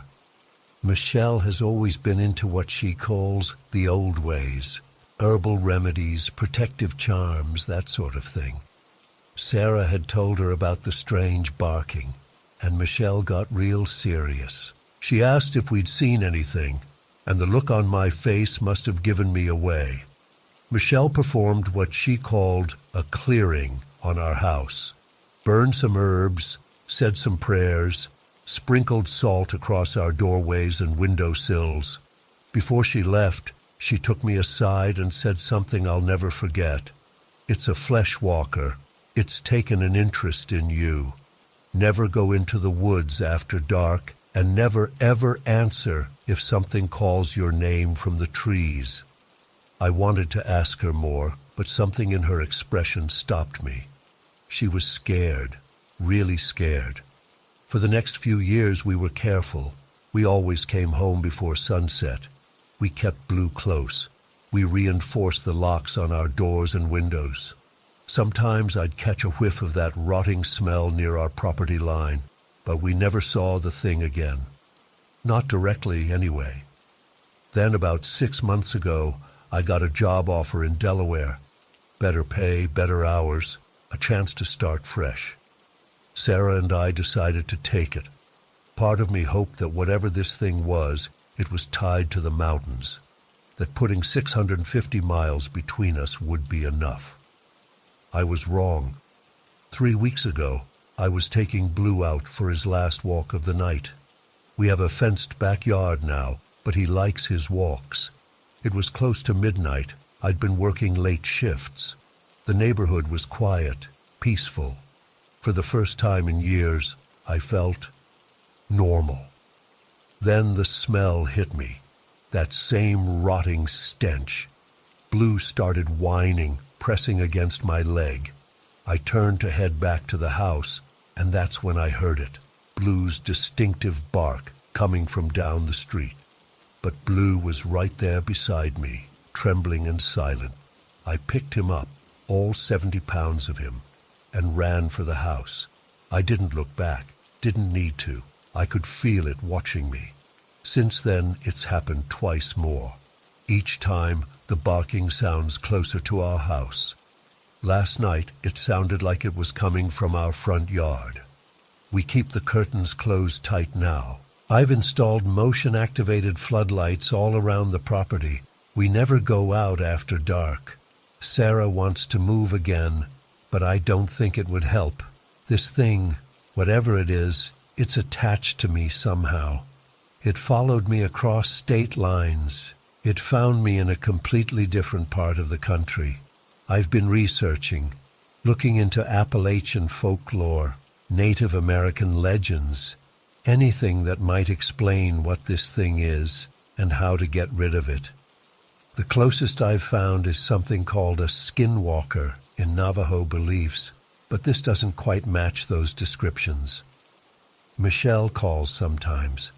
She never asks directly about it, but she sends us little protective charms in the mail, tells us to hang them by the doors and windows. We do. I'm writing this because I don't know what else to do. I'm running on maybe 2 hours of sleep a night. I've started leaving lights on 24/7. Sarah's talking about going to stay with her cousin for a while, taking Blue with her. I can't blame her. Whatever this thing is, I think it's patient. It's been haunting me for 10 years now. Sometimes months or even years go by without incident, but it always comes back. It's like it's playing with me, reminding me it's still there, still watching. I think about that night on Devil's Elbow a lot. Sometimes I wonder what would have happened if that porch light hadn't come on. Would it have taken me then? Or is this all part of some sick game it's playing? All I know is that I can never be in the dark again, because in the darkness it's waiting. And one day, I'm afraid the lights won't be enough to keep it away. If anyone has encountered something similar or knows what this thing might be, please tell me. I'm desperate. I feel like I'm living on borrowed time and the loan is coming due. And if you're driving through the mountains of western North Carolina late at night and you see something that looks like a sickly dog crossing the road, don't stop. Don't look in your rearview mirror. Just drive. Drive as fast and as far as you can, because once it notices you, it never forgets. I still can't sleep with my closet door open. It's been over 30 years, but some fears just never leave you. I've never shared this with anyone outside my family, but I need to get this off my chest.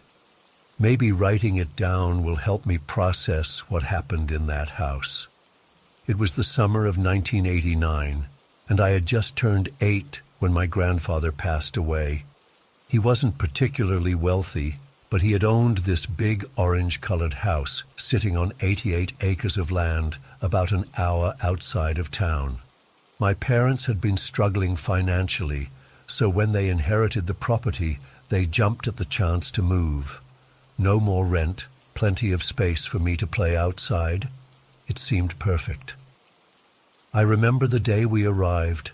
The driveway seemed to go on forever, cutting through overgrown fields that hadn't been maintained in years. The house itself was impressive, 2 stories with these weird round windows on the second floor that reminded me of eyes watching us as we pulled up. When it came time to pick bedrooms, I chose the one furthest from my parents, not because I was trying to be independent, though I told them that's why, but because something about that room just pulled me toward it. It was bigger than my old room, with tall ceilings and this massive walk-in closet that I thought would be perfect for storing all my toys and games. That first day, my parents were busy unloading boxes downstairs while I started organizing my stuff. I was arranging my board games on the closet shelves when it happened. The closet door, this heavy wooden thing, suddenly slammed shut behind me. Not like it swung shut from being unbalanced or caught by a draft. It slammed like someone had put their full weight into it. I wasn't scared at first, just startled. I pushed against the door, thinking it would open easily, but it wouldn't budge. I called out for my dad, but no one came. I pushed harder, then started pounding on the door and yelling. The darkness in that closet was complete. No light came from under the door, which seemed impossible. It was like being trapped in a void. I don't know how long I was in there. It felt like hours, but was probably only 20 minutes. When my dad finally opened the door. The weird thing was, he wasn't panicked or worried. He just looked confused and asked why I'd locked myself in. I didn't, I told him. The door slammed shut and I couldn't open it. My dad examined the door, running his hand along the frame. There's no lock on this door, Charlie. You must have just been pushing it wrong. But I knew I hadn't. And that night, lying in my new bed, I kept staring at that closet door, making sure it stayed firmly shut. Over the next few weeks, things got weirder. Every morning, I'd wake up to find the closet door wide open, even though I made sure to close it tightly before bed. My mom suggested maybe the latch was faulty, but when my dad checked it, he said it worked fine. Then clothes started appearing. Stuff I'd never seen before. Old-fashioned shirts with weird collar designs. A small vest that looked handmade.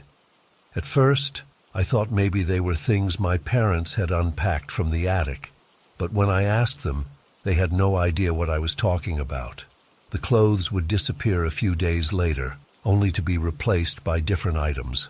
My parents chalked it up to an active imagination. They were busy fixing up the property, and I think they just didn't have the energy to deal with my stories. But I knew what I was seeing was real. About 2 months after we moved in, I came home from school to find my room completely trashed. And not in a normal way. This was methodical. Every drawer had been emptied onto the floor. My bed linens had been pulled off and draped over the closet door like a curtain. The most disturbing part was that all my board games had been taken from the closet, and the pieces were arranged in weird patterns on the closet floor. My mom freaked out, thinking someone had broken in, but nothing was missing, and none of the other rooms had been touched. My dad checked all the locks and windows. Everything was secure. They never found an explanation, and I think that was the first time they started to believe something strange might be happening. After that incident, my parents let me sleep in their room for a week. But eventually they said I needed to go back to my own bed. They installed a new lock on my bedroom door and told me to keep it locked at night. But the lock wasn't on the right door. The worst night, the one I still have nightmares about, happened about 3 months after we moved in. It was a Tuesday, I remember, because I had just gotten a good grade on my spelling test, and my mom had put it on the fridge. I was lying in bed trying to fall asleep despite being terrified of the closet, when I noticed something strange about the shadows in my room. They were moving, not shifting like normal shadows do when clouds pass over the moon or a car drives by. They were gathering, pooling in the corner by my closet, building upward into a shape. At first, I thought my eyes were playing tricks on me. I pulled my blanket up to my chin and watched as the darkness formed into what looked like a person, tall, wearing what seemed like a long cloak or robe. The figure had no face, just a smooth, dark surface where features should have been. It stood there for what felt like forever, just watching me. I was frozen in fear, unable to scream or move. Then it started moving toward my bed. Not walking exactly, more like gliding. The bottom of its form didn't touch the ground. It made no sound as it approached, but the temperature in the room dropped so drastically I could see my breath. When it reached the edge of my bed, it just stood there for a moment. Then slowly, it crawled onto the mattress. The weight of it pressed down on the bed, confirming this wasn't just a hallucination. It leaned over me, and though it had no mouth, I heard a voice, not with my ears, but somehow inside my head, speaking words I couldn't understand. The language sounded ancient, with harsh consonants and guttural stops. I finally managed to scream when I felt something sharp touch my cheek. The figure had raised what looked like a hand, but the fingers were too long, too thin, more like claws. It dragged one of these appendages across my face, and I felt a sharp, burning pain. My mom rushed in, flipping on the light.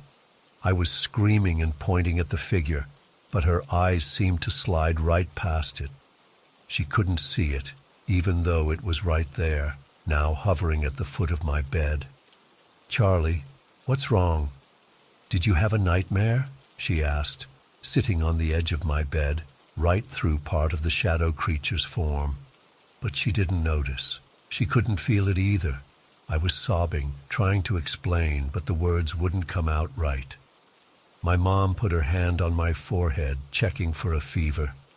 "You're ice cold," she said, concerned. "I'll get you another blanket."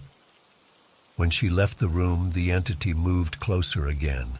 It hovered over me, and then, in the most terrifying moment of my life, it began to change shape. The formless black mass shifted and contracted until it looked like a silhouette of me. A perfect shadow copy of an 8-year-old boy, but with those long claw-like fingers still intact. It reached out again, this time pressing its finger to my lips in a shh gesture. Then it simply dissipated, breaking apart into wisps of darkness that retreated back into the closet, just as my mom returned with the blanket. I had a small cut on my cheek the next morning. My mom assumed I'd scratched myself in my sleep. I tried to tell them about what happened, but they were convinced it was just a particularly vivid nightmare. The scratch was evidence to me, but not to them. After that night, I started calling it the Witch of the Honor Farm. I'd overheard my parents talking about how our property used to be called the Honor Farm before my grandfather bought it.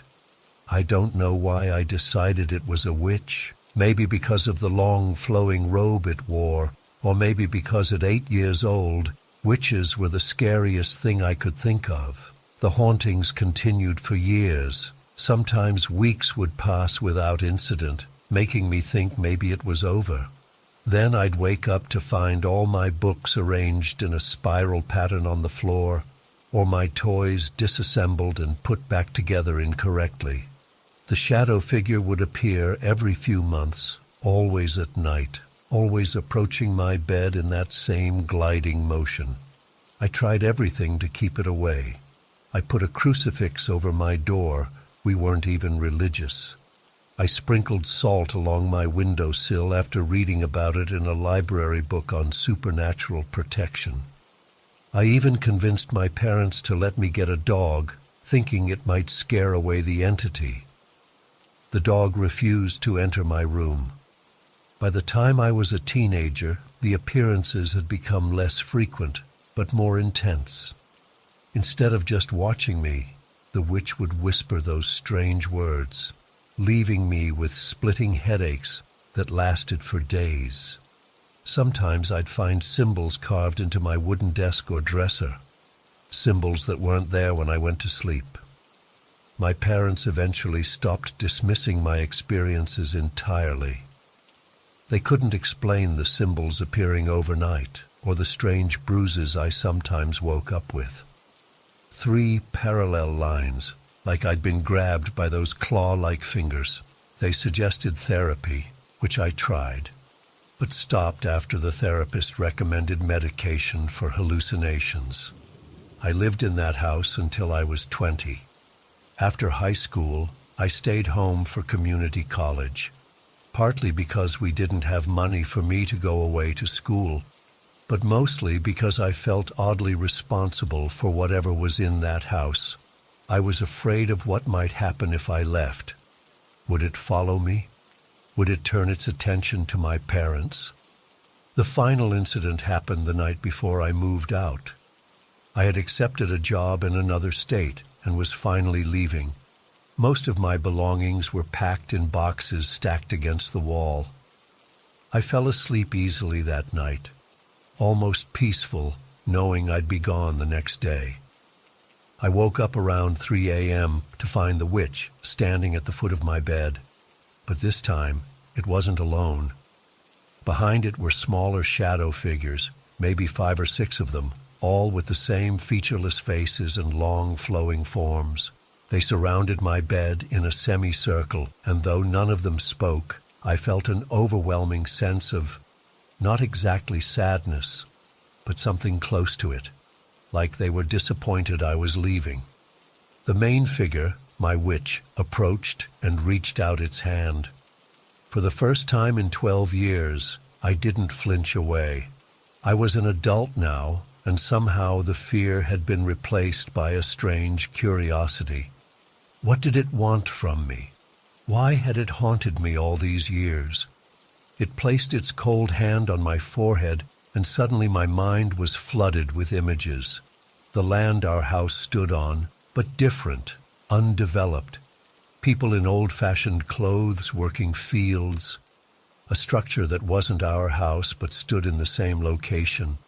And a small boy, maybe my age when we first moved in, hiding in what looked like the same closet in my room. The vision ended as abruptly as it began.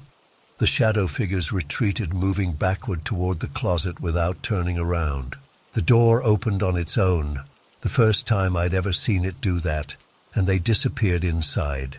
The door closed with a soft click, and I knew somehow they were gone for good. I've never been able to explain what happened in that house or who the witch was. I've researched the history of the Honor Farm and found mentions of it being a work farm in the late 1800s where orphaned children were sent, but nothing that would explain a supernatural presence. I've wondered if maybe a child died there, in that closet perhaps, and their spirit remained. But that doesn't explain the other shadow figures, or why they targeted me specifically.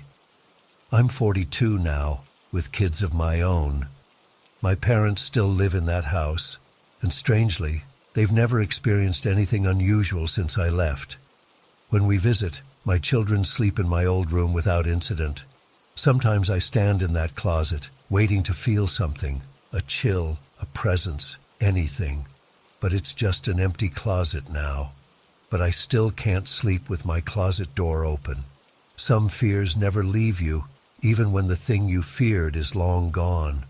And sometimes when I'm drifting off to sleep, I think I hear those strange, guttural words whispered in the darkness, a reminder that for 12 years of my life, something claimed me, marked me, for reasons I'll never understand.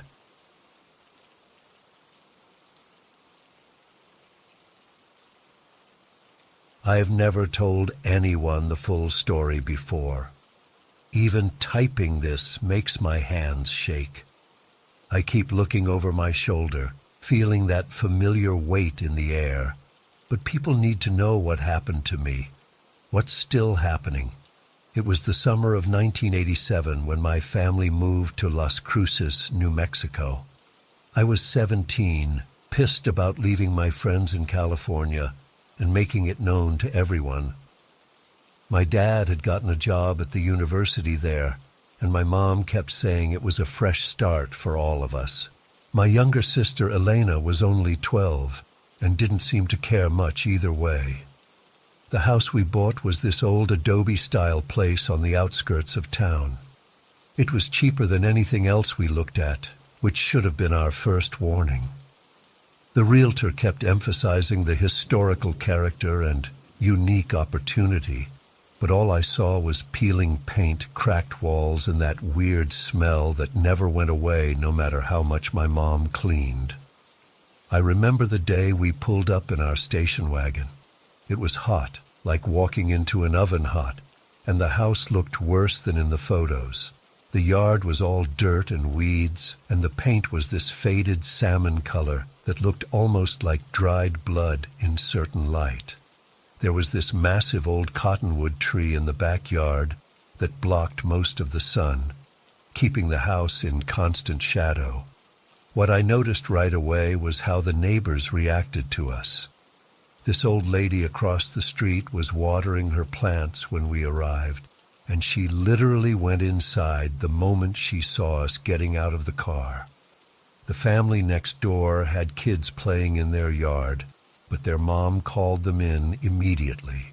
Nobody came to welcome us. Nobody brought over casseroles or introduced themselves. The second day there, I was trying to fix up my room, putting posters on the walls to cover up the cracks and stains, when I noticed some kids riding bikes out front. They stopped directly across from our house and just stared, not in a curious way. They were pointing and whispering. One of them saw me in the window and nudged the others. They all looked up, then took off like they'd seen a ghost. My first day at Las Cruces High wasn't any better. I was the new kid, which always sucks, but this was different. People actively avoided me. I sat alone at lunch until this guy named Ricky finally sat down. The first words out of his mouth weren't, "Hey," or "You knew," but, "We know that place is haunted." I laughed it off, trying to be cool. "What, my house? Yeah, it's a dump, but it's not haunted." Ricky shook his head. "Your family bought the Martinez place. Nobody's lived there more than a few months since old man Martinez died in '74. People say things happen there." "What kind of things?" I asked, still thinking this was some prank on the new kid. "Bad things," was all he said, then changed the subject. I wish I'd pushed harder for answers. Maybe things would have been different. The first night I felt something wrong was about a week after we moved in. I woke up around 3 a.m. for no reason. My room was freezing cold, despite it being August in New Mexico. The moonlight was coming through my window at this weird angle, making everything look off. That's when I felt it, this pressure on my chest, like someone was sitting on me. I couldn't move, couldn't yell, could barely breathe. And I absolutely knew, something was watching me from the corner of my room. The darkest corner, where my closet door was slightly open. I could feel eyes on me, but couldn't see anything except deeper blackness in that spot. After what felt like forever, the weight lifted, and I could move again. I convinced myself it was just sleep paralysis. I'd read about it in a magazine once, but deep down, I knew it wasn't. The next morning, nobody believed me. My dad said it was just anxiety about the move. My mom suggested I was dehydrated from the dry climate. Elena just rolled her eyes and called me a baby. But it kept happening. Night after night, I'd wake up with that crushing weight. Each time, the presence in the corner seemed to get closer. Each time, the cold got more intense. I started sleeping with my lights on, which pissed off my dad because of the electric bill. About 3 weeks after we moved in, I started noticing other things. Objects in my room would move slightly between when I left for school and when I got home. My cassette tapes would be in different order. My journal, which I kept hidden under my mattress, would be slightly out of place. Once, I found it open to a page where I'd written about how much I hated the house. My mom started complaining about weird smells that would appear and disappear. My dad kept finding tools missing from his workbench in the garage. Elena said her dolls would be arranged differently when she came home. But the worst night, the night everything changed, was September 12th, 1987. I remember the date because it was the night of a big football game at school that I didn't go to. I was home alone because my parents took Elena to some church thing they were trying to get involved with to meet people. I was in my room listening to music when the power went out. Just my room at first, then the whole house. I grabbed the flashlight I'd started keeping by my bed and went to check the breaker box in the hallway. Everything looked fine, but when I tried to flip the switches, they wouldn't move, like they were frozen in place. When I turned to go back to my room, I heard footsteps. Heavy, shuffling footsteps coming from my parents' bedroom at the end of the hall. I called out, thinking maybe they'd come home early, but no one answered. I should have run, should have gone outside, gone to a neighbor's house, anything. But instead, I walked toward the sound, flashlight shaking in my hand. Their bedroom door was open, and inside, nothing. Empty, but it was freezing cold, way colder than the rest of the house, and there was this smell, like wet earth and something rotting. I backed out and practically ran to my room, slammed the door shut, and pushed my desk against it. I just wanted to wait it out until my family got home. That's when I noticed the moonlight streaming through my window. It was a full moon, bright enough to see everything clearly, and in that silvery light, I saw the shadows moving. Not regular shadows from trees or clouds passing the moon. These shadows were moving on their own, detaching from the walls and floor, swirling together in the center of my room. They started forming a shape, a tall humanoid figure wearing what looked like a cloak or robe. But where its face should have been was just emptiness, a darker void. I was completely paralyzed. Not like sleep paralysis, I was wide awake, but pure terror had locked up every muscle in my body. I couldn't even scream. The figure moved toward my bed, not walking exactly, more like gliding. Its arms, if you could call them that, were too long, ending in these horrible claw-like hands with too many fingers. When it reached the foot of my bed, it started crawling up toward me. those claws digging into my mattress. I could feel tears running down my face as it got closer. When it reached my pillow, it leaned in so the empty space where its face should be was inches from mine. Then it spoke. The language wasn't Spanish or English or anything I'd ever heard. It was guttural, ancient-sounding, with clicks and sounds no human throat could make. And while it spoke, one of those claw hands reached out and touched my face. Its fingers were ice-cold and rough like sandpaper. Then it did something that still gives me nightmares. It pressed one of those claws against my cheek and slowly dragged it down, cutting me.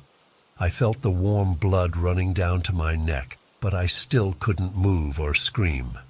My bedroom door opened then. I remember hearing the desk scrape across the floor, and my mom's voice called out, "Miguel, are you in here?" The thing didn't move, didn't even acknowledge her. And the weirdest part, she was looking right through me, like she couldn't see me or the thing on my bed. Must be in the bathroom," she said, and closed the door. The entity turned its non-face back to me, and I swear it was pleased, like it had just proven something to me. Then it did the most terrifying thing of all. It started changing. Its smoky, shadowy form began shifting, becoming more solid, more defined. Within seconds, I was looking at myself, an exact copy of me, down to the cut on my cheek and the tears on my face. It smiled. God, seeing my own face smile like that will haunt me forever. And then it just dissolved, like mist being blown away. The room immediately got warmer and I could move again. I didn't wait, didn't pack, didn't say goodbye. I climbed out my window, got on my bike, and just started pedaling. I had about $40 in my wallet from my part-time job at the mall. I rode all night, heading east toward Texas. I ended up in El Paso, where I lied about my age and got a job washing dishes at a diner. The owner let me sleep in the storage room. I finished high school at night, got my GED, and eventually built a life for myself. Community college, a decent job, an apartment, normal things. I wrote letters to my family at first, telling them I was okay but couldn't come back. I never told them why. I sent the letters to our old address in California, hoping they'd be forwarded.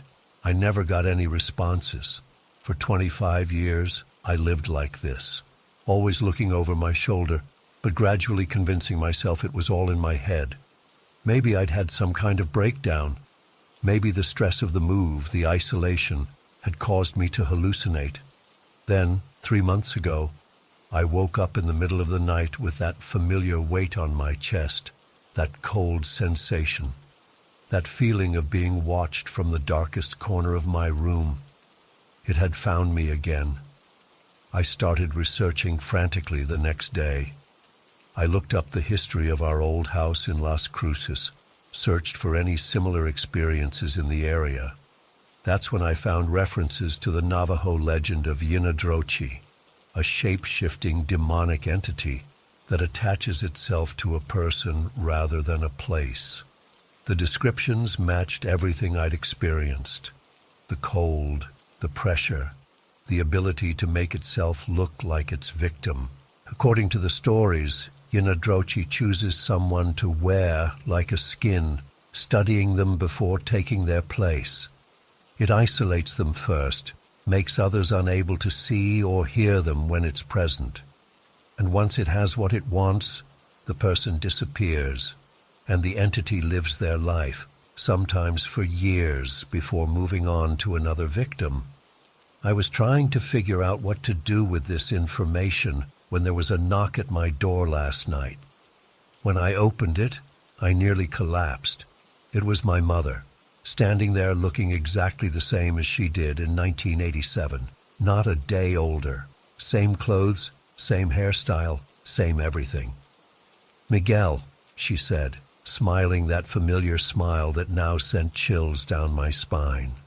"I've been looking for you for so long." I couldn't speak. Couldn't move. It was happening again. Your father left right after you did, she continued, her voice slightly off, like someone doing an impression of my mom. Took Elena with him. I've been all alone in that big house waiting for my boy to come home. I managed to ask how she found me. She just smiled wider and said, "A mother always knows where her children are." I didn't let her in. Made up some excuse about being sick, about calling her tomorrow to arrange a proper reunion. She seemed disappointed but agreed to leave. As she turned to go, I noticed something that made my blood run cold, a small mark on her cheek, in exactly the same place where the entity had cut mine all those years ago. I'm writing this now because I need someone to know what happened, what's still happening. The weight on my chest is back tonight. The cold is seeping into my bones, and I can feel it watching me from the corner of my apartment where the shadows are deepest. I don't think I'm going to survive the night, but maybe someone will find this. Maybe someone will understand, and maybe, just maybe, they'll be more careful than I was about the houses they move into and the ancient things that might be waiting there. If you're reading this and you feel a sudden chill, if you wake up with a weight on your chest, if you feel eyes watching you from the darkest corner of your room, run. Don't wait. Don't try to understand. Just run. Because once Yina Drochi chooses you, it never stops hunting. And it has all the time in the world.